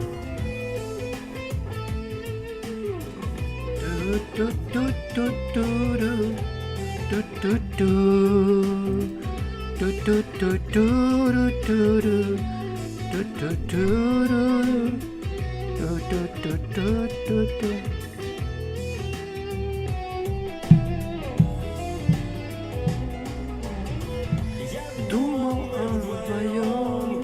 И будет все как спеть дуэтом и доверять во всем, чтоб не была любовь секретом, но показалось мне все это. Показалось мне. Но показалось мне, всего лишь показалось мне.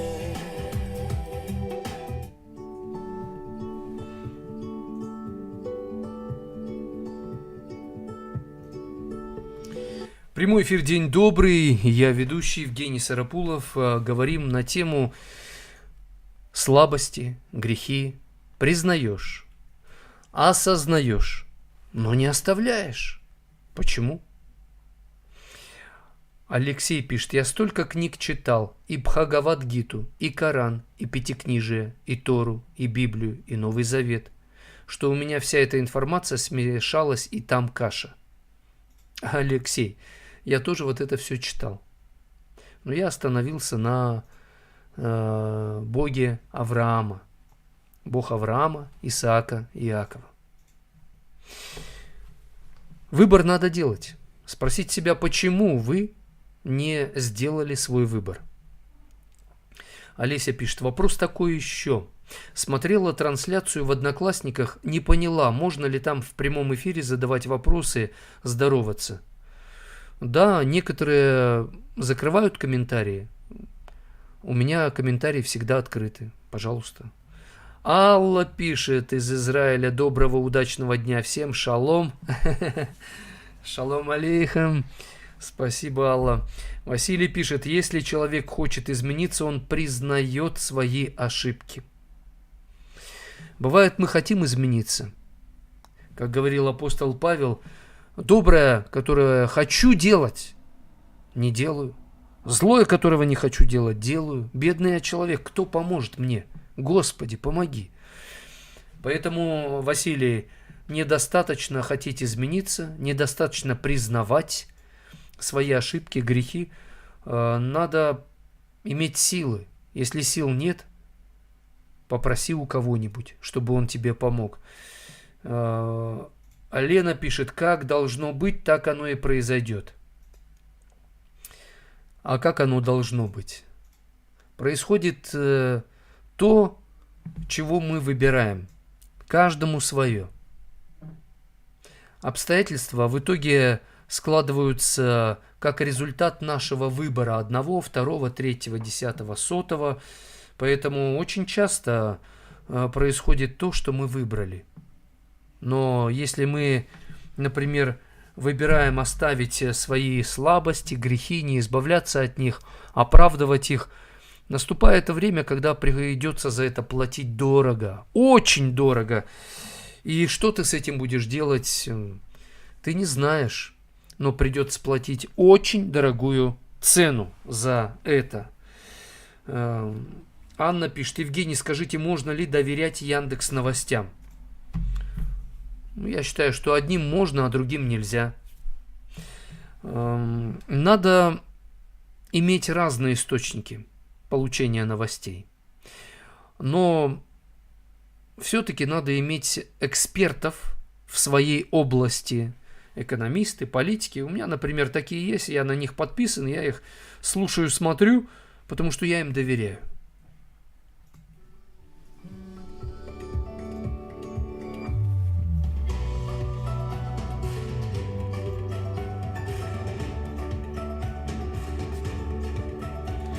Мила продолжает со мной в диалоге оставаться и пишет: «Вы – это я, а я – это вы, и в нас течет живая энергия рода, каждый на своем уровне развития». Творец создал все по роду своему. Есть род человеческий, есть род животных, род птиц. И во мне течет живая энергия рода от Адама и Евы. А у Адама и Евы энергия была заложена Творцом. Нобелевский лауреат Уалтер Смит, он доказал тот факт, что когда происходит оплодотворение клетки, то есть соединяется мужское и женское, и возникает новая клетка, в этот момент как бы информация вкладывается в эту клетку, и она начинает развиваться. Об этом образно написано в Священном Писании: «И вдохнул Творец дыхание жизни, и стала душа душою живою». То есть он вложил информацию. Да, пожалуйста, можете придерживаться, продолжать своих теорий. То есть я по-своему понимаю и смысл вижу в слове «род», а вы по-своему. Мы получим, каждый из нас, в итоге то, во что мы верим. Но есть Бог, и у Него одни законы. Он создал одну вселенную, а не миллион вселенных. И поэтому здесь весь вопрос в том, чтобы вы сами себя не обманывали, были честны с самими собой, и не оправдывали то, что нельзя оправдывать. Тимур, здорово! Ну как там у тебя? Наладилось технически все? Я ожидаю твоей поддержки, она так нужна.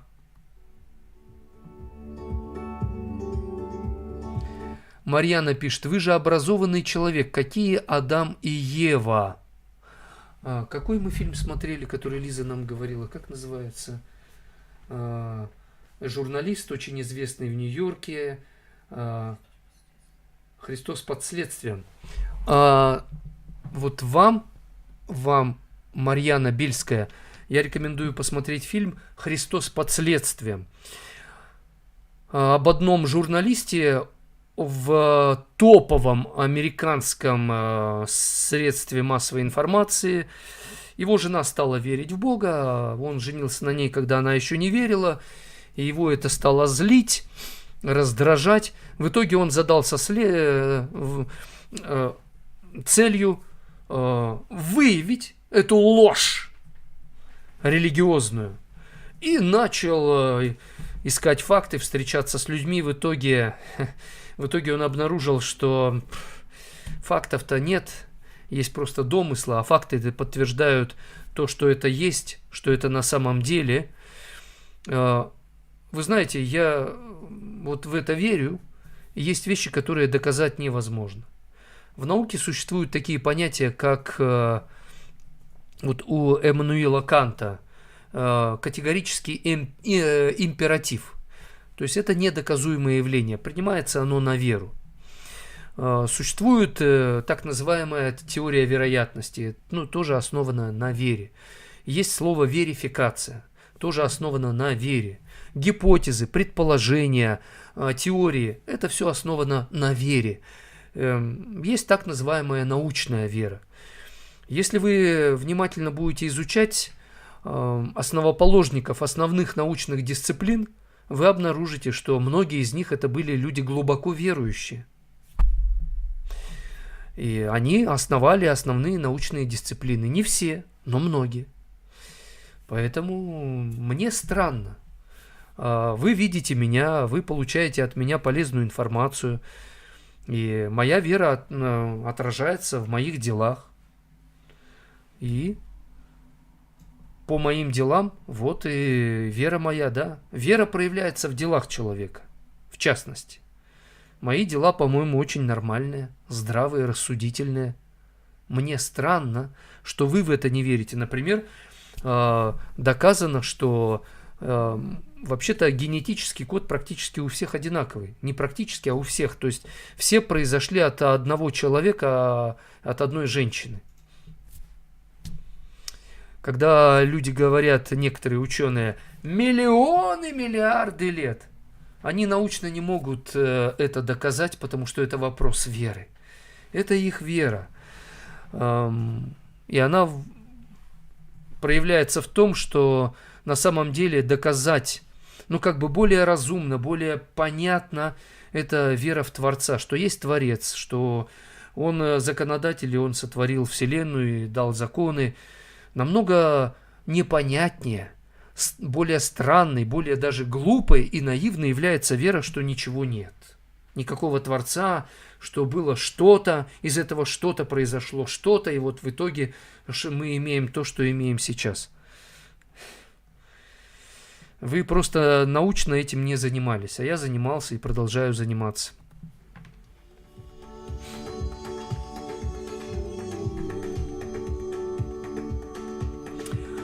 Пишет Любовь, публичное стимулирование подходит моему мужу, себя не исправлю, хоть его исправлю.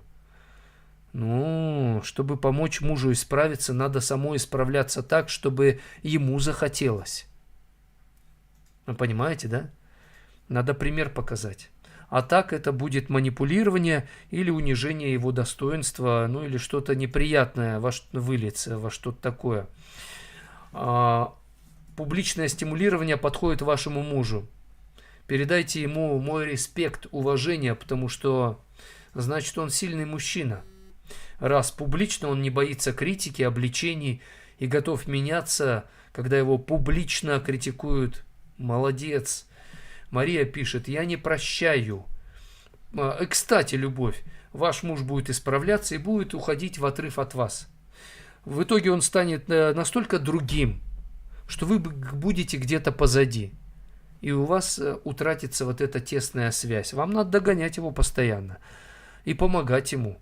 А самый лучший способ помочь человеку – это показать пример личный.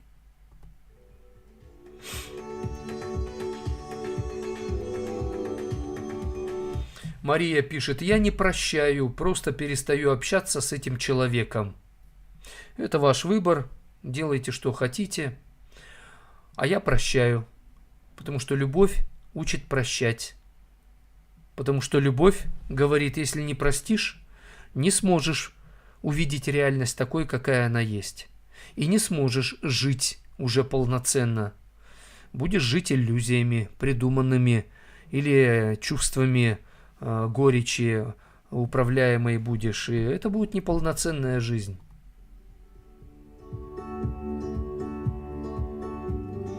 Елена пишет: доброе утро, я прощаю и отпускаю, но не хочу общаться. Это грех.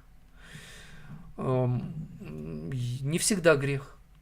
Если вы простили, отпустили, потому что человек захотел уйти, это его выбор, да, любовь дает свободу выбора.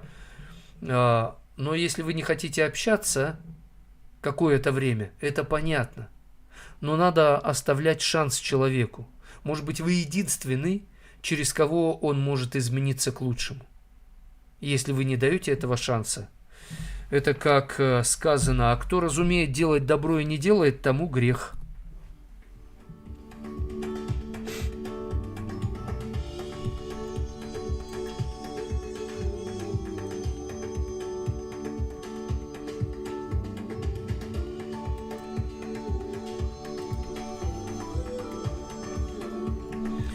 Сообщение от Максима. Зачем верить в то, что никогда тебя не спасет? Зачем пить лекарство, которое никогда не поможет? Максим, это, например, вы понимаете, что человека не спасет то, во что он верит. А он считает, что его это спасет, то, во что он верит.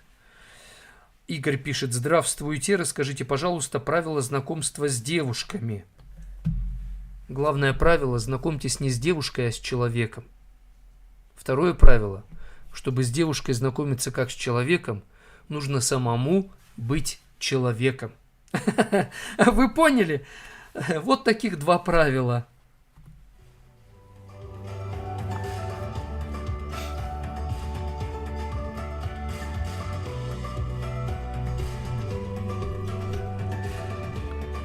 Пишет Мила: я не приемлю лесбиянок сообщества. Это противоречит кону мироздания. Это против любви и созидания. Я тоже не разделяю точку зрения людей с нетрадиционной сексуальной ориентацией, но периодически консультирую их, помогаю всем. Помогаю всем, и знаете, это принцип Всевышнего. Он посылает дождь на праведных и неправедных, дает свет солнца грешным и нечестивым и святым. Поэтому точно так же и я. Когда-то, когда я работал в университете, заведовал кафедрой психологии, это было в 2001, 2002, 2003 и 2004 годах. Тогда я занимался помощью людям с онкозаболеваниями, ходил в онкологический диспансер, помогал людям, делал это бесплатно, кстати. И тогда я задался вопросом. То есть главврач этой клиники мне сказал, что здесь говорить о Боге, там, проповедовать запрещено, никакой религии. Я говорю: хорошо. И вот я Богу задаю вопрос: зачем мне помогать людям, у которых онкозаболевания, особенно на 3-4 стадии, когда человек может умереть, если я не буду говорить ему о том, что надо делать, чтобы душа его была спасена? Думал, рассуждал, и как бы вот Бог мне через разные обстоятельства дал понять, что люди делают свой выбор. Нельзя человеку навязывать какой-то выбор. Он делает свой выбор. А ты, Евгений, просто помогай людям. Делай так, чтобы им было легче. Пусть на 1 день, на неделю, на месяц. И я начал помогать, готовил психологические к операции, после операции, потому что психологическая помощь в этом плане, она действительно приносит пользу и очень ощутимую, если правильно этим пользоваться. Настрой на операцию очень большую роль играет. И после операции тоже восприятие восстановительного процесса, порой очень болезненного. Если психологически правильно ты с этим всем работаешь, то и организм лучше восстанавливается. Ну, в общем, я просто стал помогать людям. Да, поэтому я не разделяю позицию многих людей, которым я помогаю. Но я им помогаю. Иногда я прямо говорю, что вам вообще нужна другая помощь. Человек говорит: а мне это не надо, дайте мне то, что я прошу. Ну, окей, хорошо.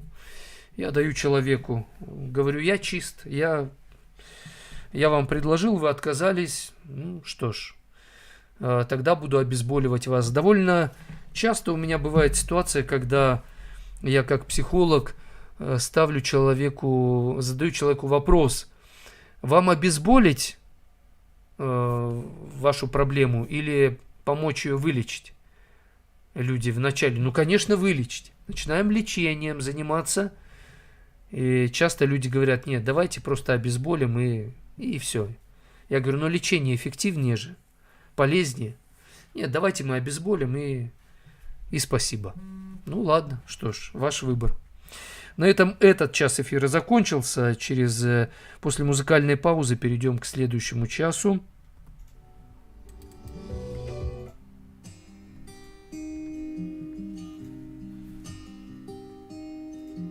Кто здесь танцует, кто играет? Песня рождается там, где я умираю. Дерево жизни растет из покоя. Только безмолвие знает, что я такое, что я такое. Сколько в пути себе повторял, невозможно найти то, чего не терял. К сердцу прижал мир, как он есть, все, к чему я бежал, все уже здесь. Там, где пламя свечи встретится с ветром, один поцелуй, и я перестану быть смертным. Не спрашивай, я не отвечу, но смогу улыбнуться. Есть грани, к которым словами не прикоснуться.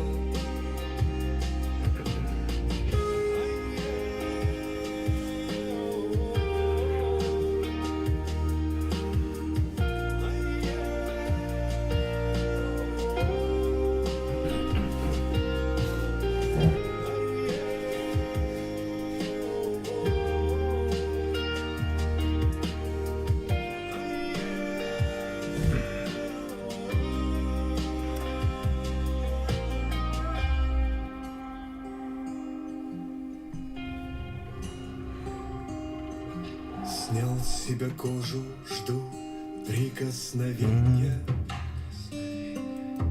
Я пробую вечность на вкус, целуя мгновенье. А те, кто уходят, уходят бесследно. Как мне сказать о тебе, слова мои слепнут. И всякий раз, когда всходит звезда, знаю, каждый из нас прощен навсегда.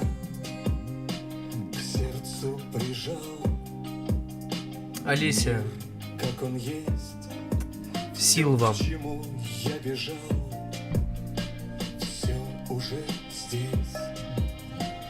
Там, где пламя свечи встретится с ветром,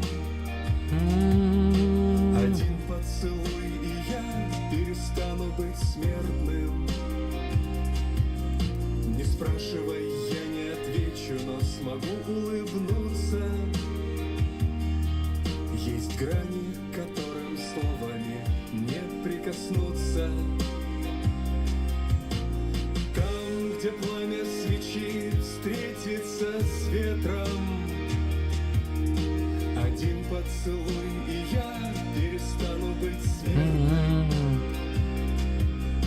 Не спрашивай, я не отвечу, но смогу улыбнуться. Есть грани, к которым словами не прикоснуться. Есть грани, к которым словами не прикоснуться. Есть грани, к которым словами не прикоснуться.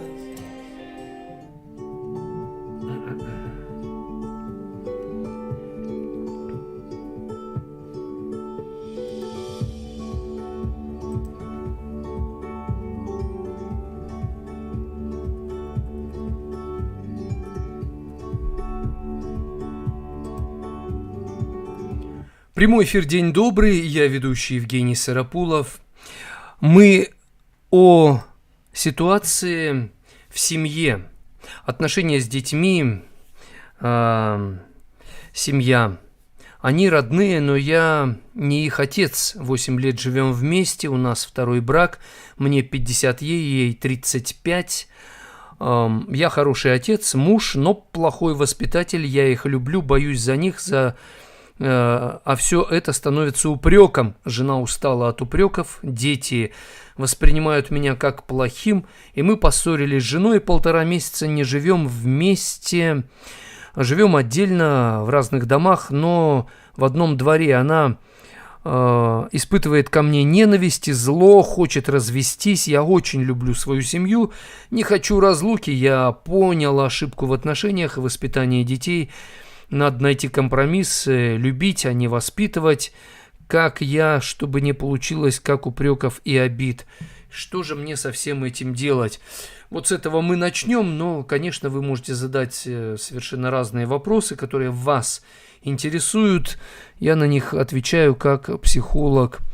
Работаю психологом давно уже, с октября 1993 года.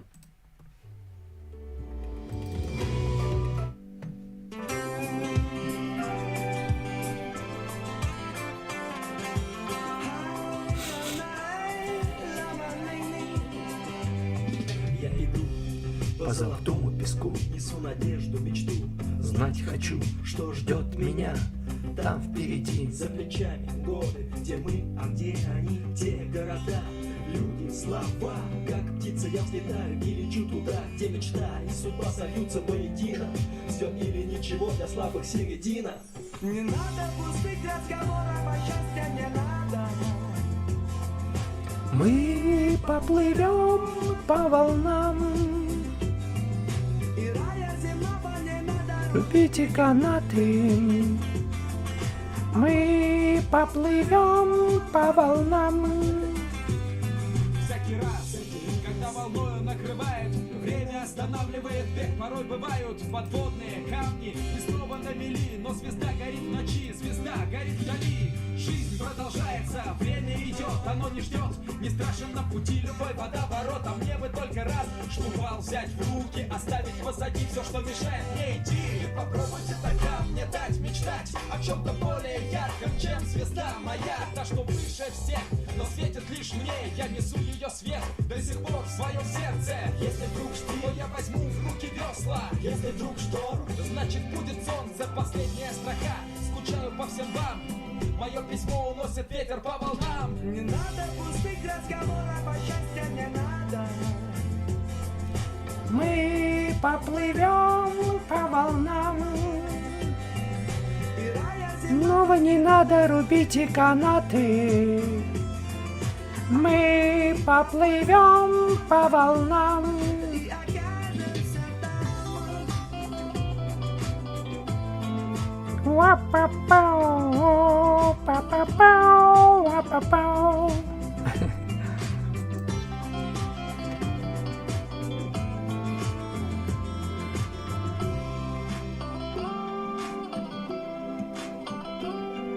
Спят ветра, да, но мы разбудим их. Вот наши паруса, дуйте за 10, разбивая в пух и прах чудеса, чудеса не нужны тем, кто не верит в них. Мы машем руками, мы почти на горизонте. Мысли о Боге, мечты о свободе. Как не случится, как не получится, Не страшен исход. все по воле случая. Не надо пустых разговоров, а счастья не надо.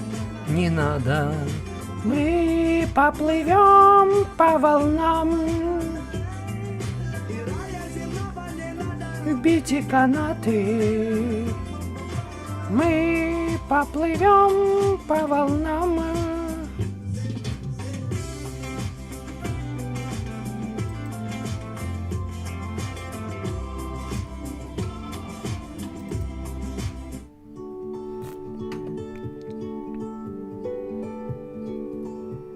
Итак, у нас ситуация.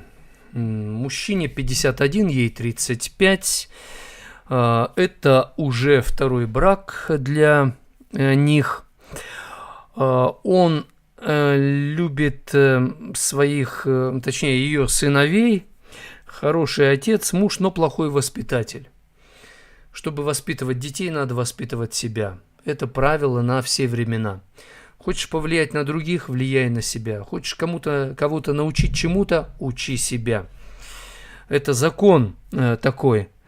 Когда жена упрекает, воспринимать это нужно как помощь. Если она кричит, упрекает, если она делает что-то, что вам кажется неуважением вас, знайте, что она хочет вам помогать. Просто она не знает, она устала пытаться вам помогать, но вы все воспринимаете с ее стороны как желание вам помочь. И когда она кричит и истерит или упрекает, это уже бессилие, просто она уже устала. Да, возможно, она не знает, как вам помогать, не научена. Кого нас этому учат? Мало. Поэтому вам надо верить, что она хочет вам добра. Даже когда вы этого не видите вообще, может быть, она даже на вас набрасывается и бьет, царапает вас. Просто это из-за бессилия, но она хочет вам помочь. Вот в это нужно тоже верить. Дети, вы пишете, воспринимают вас как плохого, вы ссоритесь с женой. Чтобы дети понимали, что вы их любите, надо, чтобы вы любили свою жену. Надо перестать с ней ссориться. Она ссорится с вами, вы проявите терпение. Она кричит, унижает, оскорбляет, проявите терпение. Не срывайтесь на нее, и она оттает. Она вдруг начнет удивляться, что вы не воюете с ней, а вы защищаете ее. Во-первых, от своего негатива, от раздражения, которое у вас есть. Во-вторых, от ее слабостей, которые в ней проявляются. Она начнет видеть в вас защитника своего. И будет вам счастье. Я рекомендую также приобрести у меня курс, как восстановить отношения со своей любимой женщиной, как начать новые отношения и множество других курсов, которые я специально записал, где есть практические рекомендации, ну и все необходимое. Спасибо, что вы смотрите наш эфир, слушаете, ставьте лайки, делитесь трансляцией, подписывайтесь на канал, где вы смотрите, и поддерживайте нас финансово. Это благотворительный проект «День добрый», некоммерческий.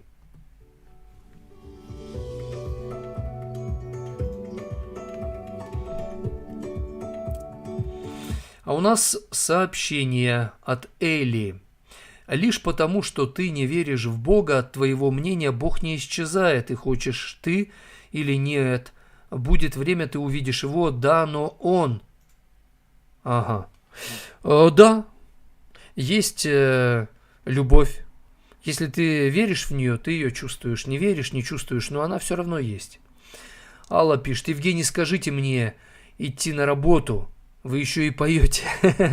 Алла, ну-ка, шагом, марш на работу. Левой, левой, раз, два, три. Левой, левой, раз, два, три. Равнение на позитив.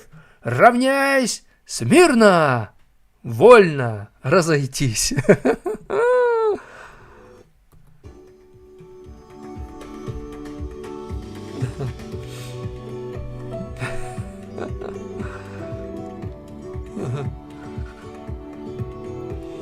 Так, Мила пишет: а я такая счастливая, что не связана ни с какими религиозными эгрегорами. Мне будет проще выйти из круга сансары и не воплощаться на земле. Любви вам всем, телепортируюсь к своим, где меня понимают. Да, конечно, Мила, вы делаете свой выбор, а здесь вы в том месте, где у меня свои принципы и свое понимание, и вера, и толкование. Так что, конечно, приходите, уходите. Это абсолютно ваш свободный выбор.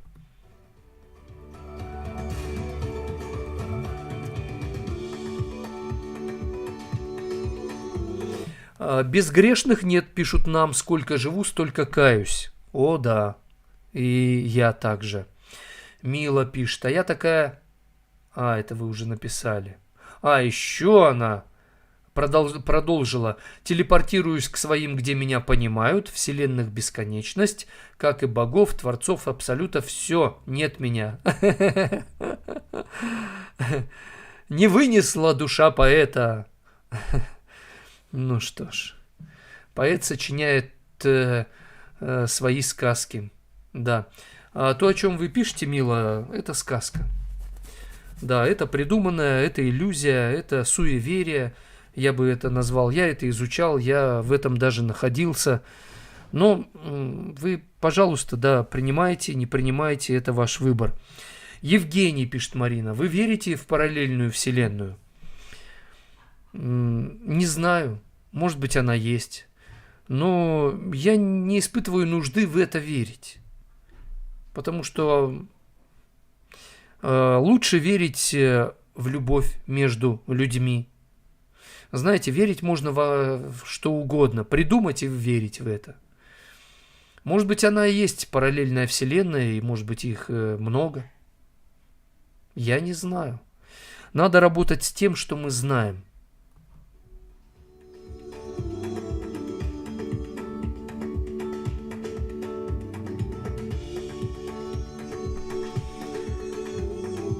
Пишет нам Василий. Если человек желает верить в Бога, хоть что это он будет верить. Если человек не хочет верить, но будет пытаться ради своей выгоды искать существование Бога, его ожидает огромный крах.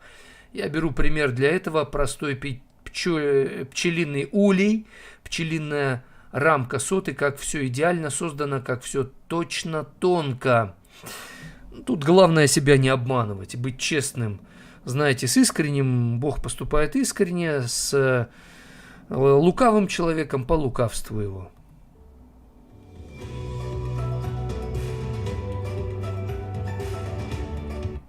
А он же, Василий, пишет, человек без веры жить не может, даже те самые атеисты, они тоже верят, но не в Бога, у них тоже есть своя вера в что-то, вера в себя, но все же в душе он признает существование Бога, для него это некая другая субстанция, сила. Как узнать, что грех прощен? Чтобы узнать, что грех прощен, в это надо не только верить, но и нужно предпринять действия. Попросить прощения у Всевышнего, у Творца, и начать учиться жить по его заповедям. И тогда вы, знаете, это как понять, что тебя простил любимый человек. Признай свои ошибки перед ним, попроси прощения и начинай исправлять, что испортил, и по правилам живи, которые соединяют ваши отношения. И делай это постоянно. Будет она ценить это, не будет, будет хвалить тебя за это или не будет. Это не важно. Покажи свою последовательность, настойчивость, и тогда... И вот тогда, да, вот тогда вы поймете, что вас простили, что вас любят. Просто надо время. Олеся, привет. Нам пишет Любовь. Насчет публичного манипулирования мужем. Шучу. Знаю, что надо самой исправляться, а его исправлять дохлый номер. Да, мы не можем исправить других людей, изменить их, но мы можем так меняться, что другие тоже этого захотят. Дурной пример заразителен, а хороший пример, если он действительно хороший, он еще более заразительный. Просто быть примером на протяжении долгого времени и в условиях, когда человек не меняется, сложно. Это целое искусство. Но этому стоит учиться. Оно стоит того.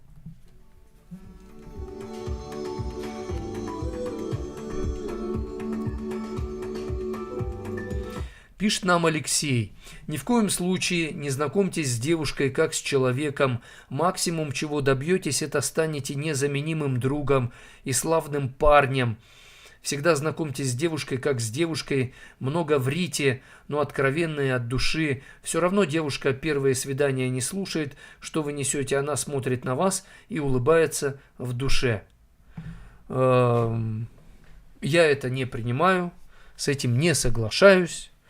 Но вы так считаете, это ваш выбор. Живите с этим. Может быть, это одна из причин, почему вы до сих пор один, Алешка.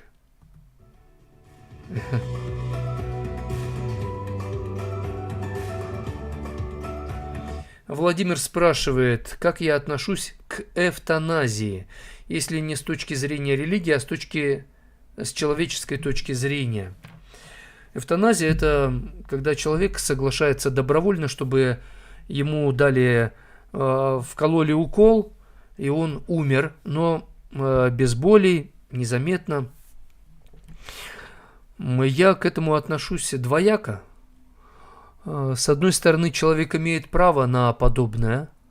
С другой стороны, если ты живешь до самого последнего, преодолевая страдания, ты, как говорится, знаете, через тернии к звездам. То есть ты достигаешь звезд, но через тернии. Ты открываешь для себя что-то через страдания, чего никогда бы не открыл, если бы не было страданий. Поэтому мне кажется, что если человек сделал все, что от него зависит, и принял решение, что он не хочет обременять других, например, Евгений Дубровский, был такой молодой мужчина, не более 40 лет, он недавно умер, вчера, кажется. Такой крепкий, здоровый, у него семья прекрасная, и он вел образ жизни отличный. Просто вот живи, радуйся, и такие люди нужны человечеству. У него заболевание обнаружили, если я не ошибаюсь, начали мышцы как бы перестают работать. И даже глотательные мышцы там в гортани, и его через трубку кормили, он перестал ходить и двигаться, и современная медицина способна как бы обеспечивать функционирование организма.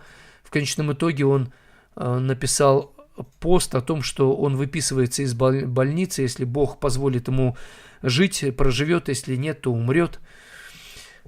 И он бы мог жить еще, потому что медицина там, в стране, где он лечился, она позволила бы его еще год, два, три, наверное, он бы прожил, но это стоило бы очень дорого.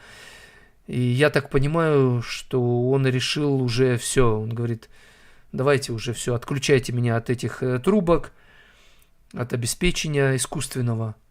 Его отключили, и вот он умер. Это эвтаназия? Да.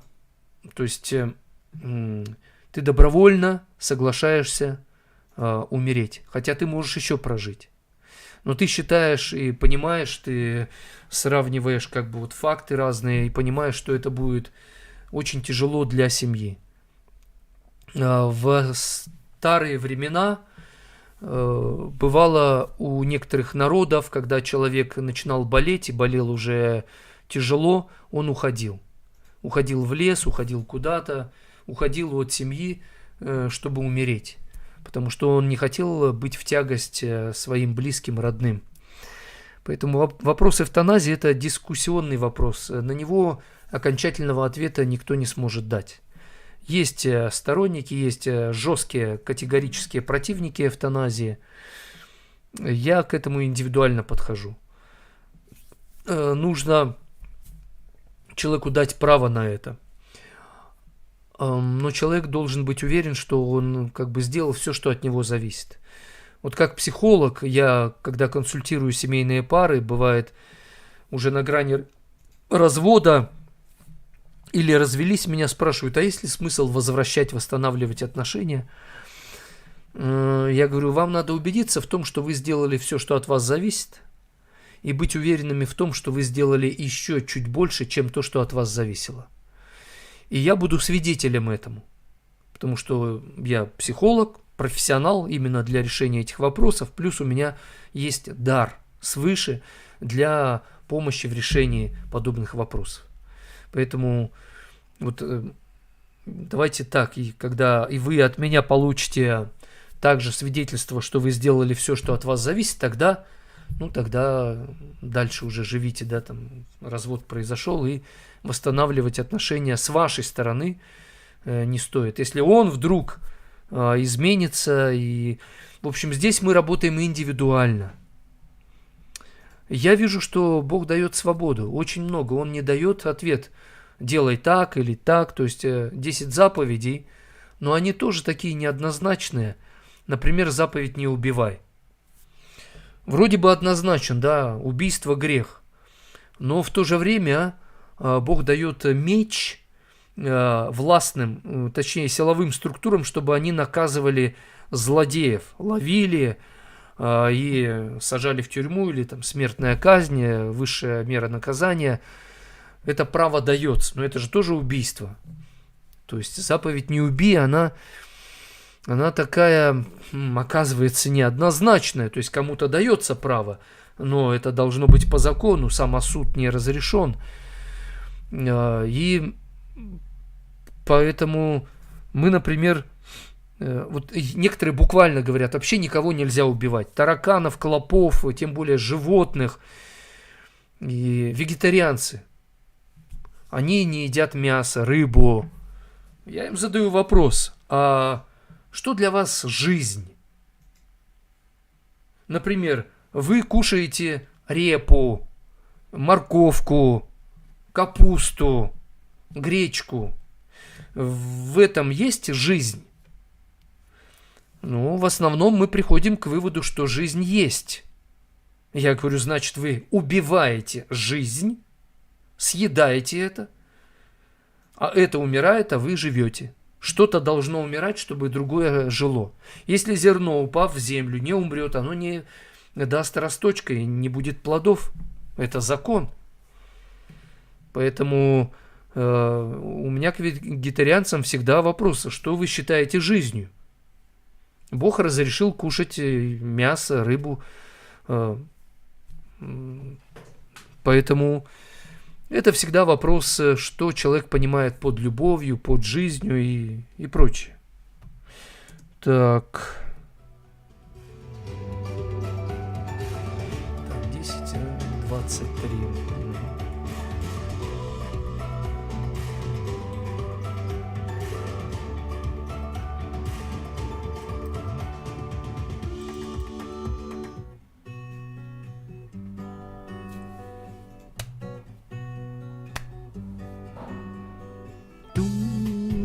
Пара-пара-пам.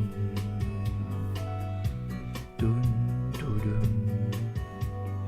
Тун-ту-ду-ду-ду-дум. Ту-ду-ду-ду-ду-ду-дум-ту-дум.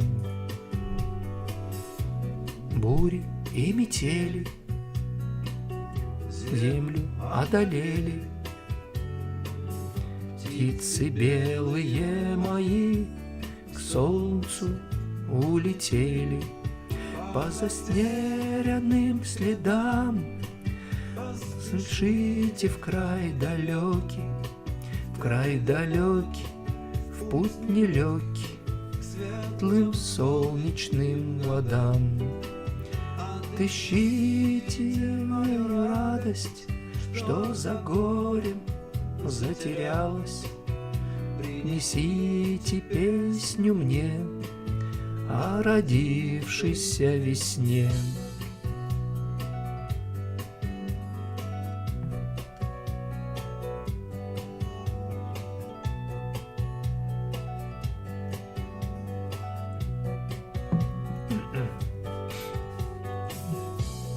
Разыщите лучик,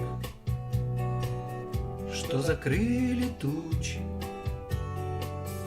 и родник живой воды напоить сады. Отыщите в тишине голос ласковый, любимый, тепло дающий силы, взгляд ее верните принесите мне. Принесите мне веселье горных рек и рек веселья. «Бури и метели» песня называется. Сердец согретых, вольных странствий теплым ветром.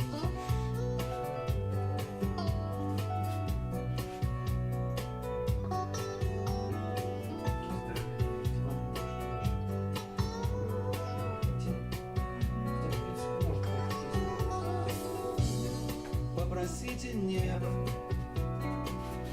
не темнеть от гнева. Попросите у полей мирного раздолья.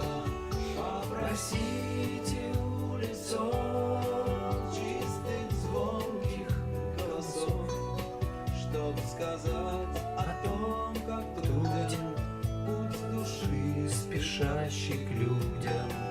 Отыщите острова, где зеленая трава, не живут любви и мира, позабытые слова.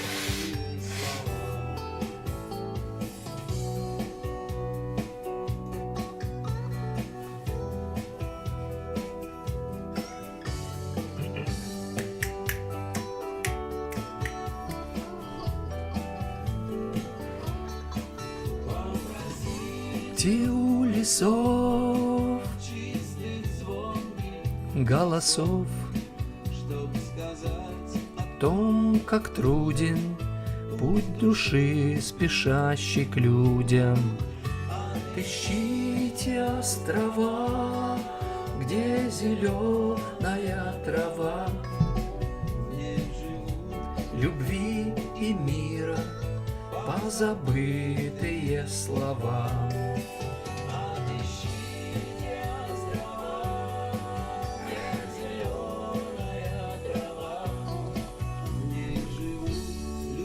Ставьте лайки, делитесь трансляцией.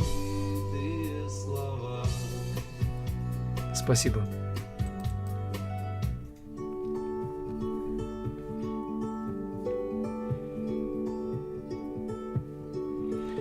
Прямой эфир «День добрый» продолжается. У нас сообщения поступают. Павел пишет: а вот это видео полная чушь и фуфло. Запомните, люди, то, что идет от вашего сердца с добром в ваших речах и действиях, это и есть самое правильное чувство, и никакой Конфуции, Карнеги вам не удел. Не отрицаю, прислушиваться необходимо к другим людям, но вывод и итог всегда за вами. Кому сложнее жить умным или глупым людям? Сложно жить и умным, потому что горе от ума. Умножая познание, мы умножаем скорбь. Но тяжело жить и глупым, потому что за свою глупость им придется тоже платить. И однажды они платить вынуждены так дорого, что боль у них сильнее, чем у умных. Галина пишет: чем больше знаний, тем больше печалей. К ответу кому легче жить, глупым или умным? Да. Элеонора пишет: доброе утро, Евгений. Очень постройнели. Рубашка, бабочка. Муа! Красавчик! Болезни меня привели, знаете, так сказать, в строй, да? Не было бы счастья, да несчастье помогло. Игорь пишет: безбожники ищут спасения у мозгоправа. Ну да, я на то и психолог, помогаю всем. Да, и атеистам, и всяким грешникам. Да, я сам грешник, просто я прощенный грешник. Кто-то пишет, не подписался: на ком большая ответственность, он считается счастливым человеком? Счастливый человек – это тот, кто умеет правильно нести ответственность. Потому что счастливый не тот, кто берет ответственность. Бывает, что он берет на себя и твою, и мою, и это неразумно. Но если ты берешь ответственность свою на себя, не перекладываешь на других, ты станешь счастливым. Потому что тебе будет дана и сила для того, чтобы ты ответственность не просто нес, а чтобы из этого получилось что-то созидательное, полезное для тебя и для других людей. Галина пишет: мне однажды один чел сказал: мужчины врут один раз, когда женятся. Я в это не верю. Для меня это не подходит. Я считаю, что это просто мнение. Просто мнение человека. Человек, пишут нам, который постоянно улыбается, он больной? Может быть. Но чаще нет. Просто он такой.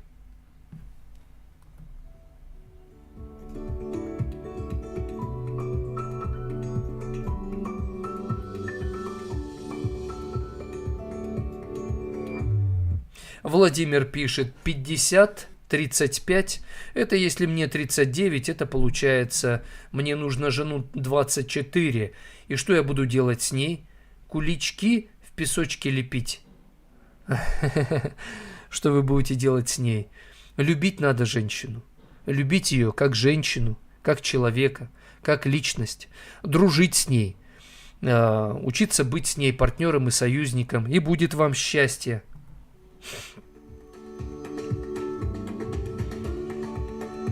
Мария написала: у меня супруг священник, служит в славном городе Ярославль. Приезжайте в гости, Евгений, с семьей. Ох ты ж, как приятно-то. Спасибо большое. Я когда-то пел в церковном хоре и помню вот одну песню Баха.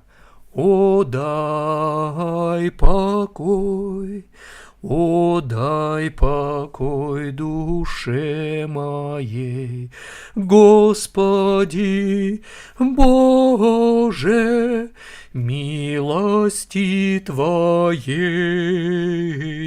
полна земля. Полна земля Твоих чудес.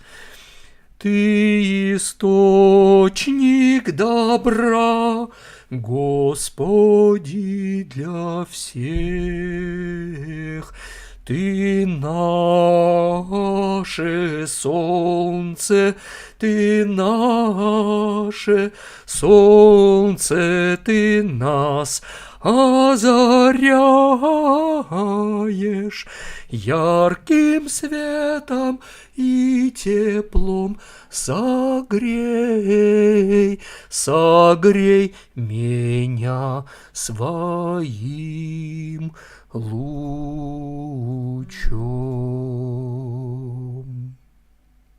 Чё, паря, бранька-то как? Мне понравилось. Ну а вам?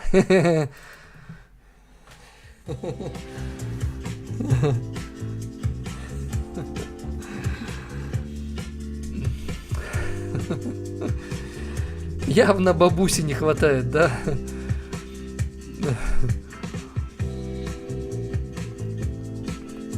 Так, у нас сообщение от Галины. Я легко знакомлюсь с разными людьми. Люблю путешествовать. Часто в поездах со мной люди говорят о личном. Это здорово. Мы часть этого мира. Нужно видеть себя частью этого мира. И нужно нести свет, добро, быть солью, светом. Но без Божьей помощи это нереально. По-настоящему. Наталья пишет: как можно простить и поверить любимому человеку после его измен, обмана и 2 раза его прощая? Прощать надо всегда. Прощение нужно в первую очередь вам, чтобы вы не хранили негатив, зло, ненависть, негодование, раздражение и какие-то другие негативные чувства. Если мы не прощаем, мы слабеем, и мы не способны преодолевать раздражение, равнодушие, злость, ярость, гнев, ну и прочее, да, состояние. Если мы прощаем, то мы получаем силу сохранить свободу внутри Если мы не прощаем, мы теряем эту свободу. Прощение нужно нам, в первую очередь. Тот, кто изменил, он может не принять наше прощение, чихать он хотел на наше прощение. Он может жить как хочет. Прощение нужно в первую очередь тому, кого обидели, кому изменили. Чтобы оставаться сильным, чтобы быть способным любить, чтобы видеть жизнь настоящей, реальной, чтобы сохранять и усиливать свободу и уверенность внутри в своей душе, надо учиться прощать.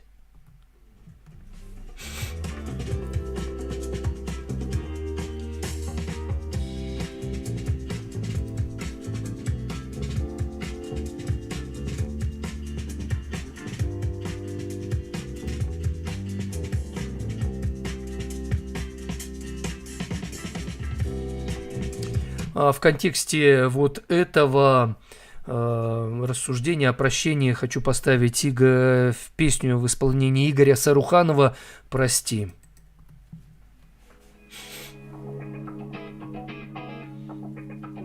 Ой, отожмусь-ка я хоть раз.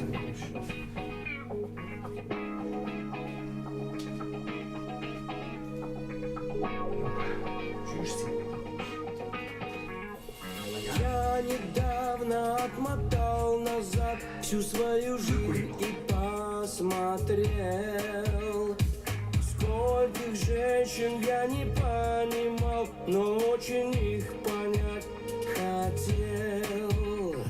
Если б можно было эту жизнь по новой без ошибок пережить, но сегодня я могу лишь только попросить меня простить.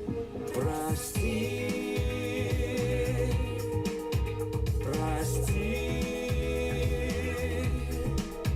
что я был тобою болен и неправильно все понял. Прости,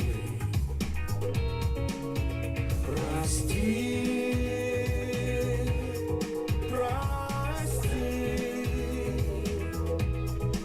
Что перепутал страсть с любовью, виноват перед тобою. Прости. Прости. Очень стыдно, что не так серьезно относился к чувствам я. И все это осознать мне сложно, как и вам понять меня. Убеждаюсь в том, что эту боль ничем не заглушить. И надеюсь, что когда-нибудь вы сможете Меня простить. простить. Прости. Прости,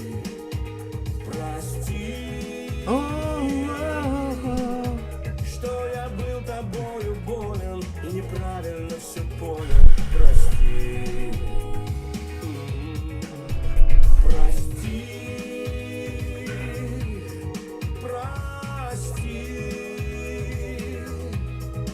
что перепутал страсть с любовью, виноват перед тобою. Прости, прости.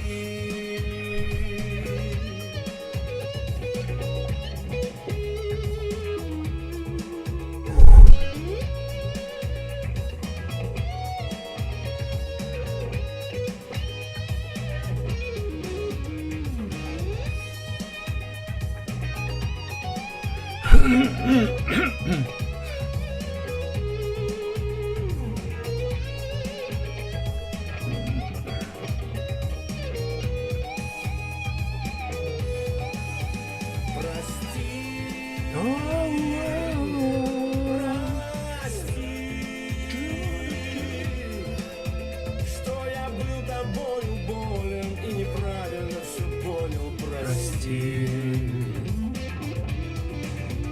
Прости. Прости. Прости, Прости. что Перепутал страсть с любовью, я виноват перед тобою, прости. Прости.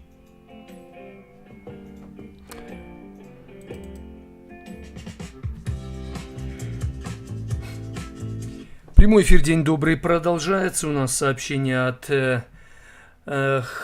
Нелля. Всем привет с Татарстана передает, очень приятно.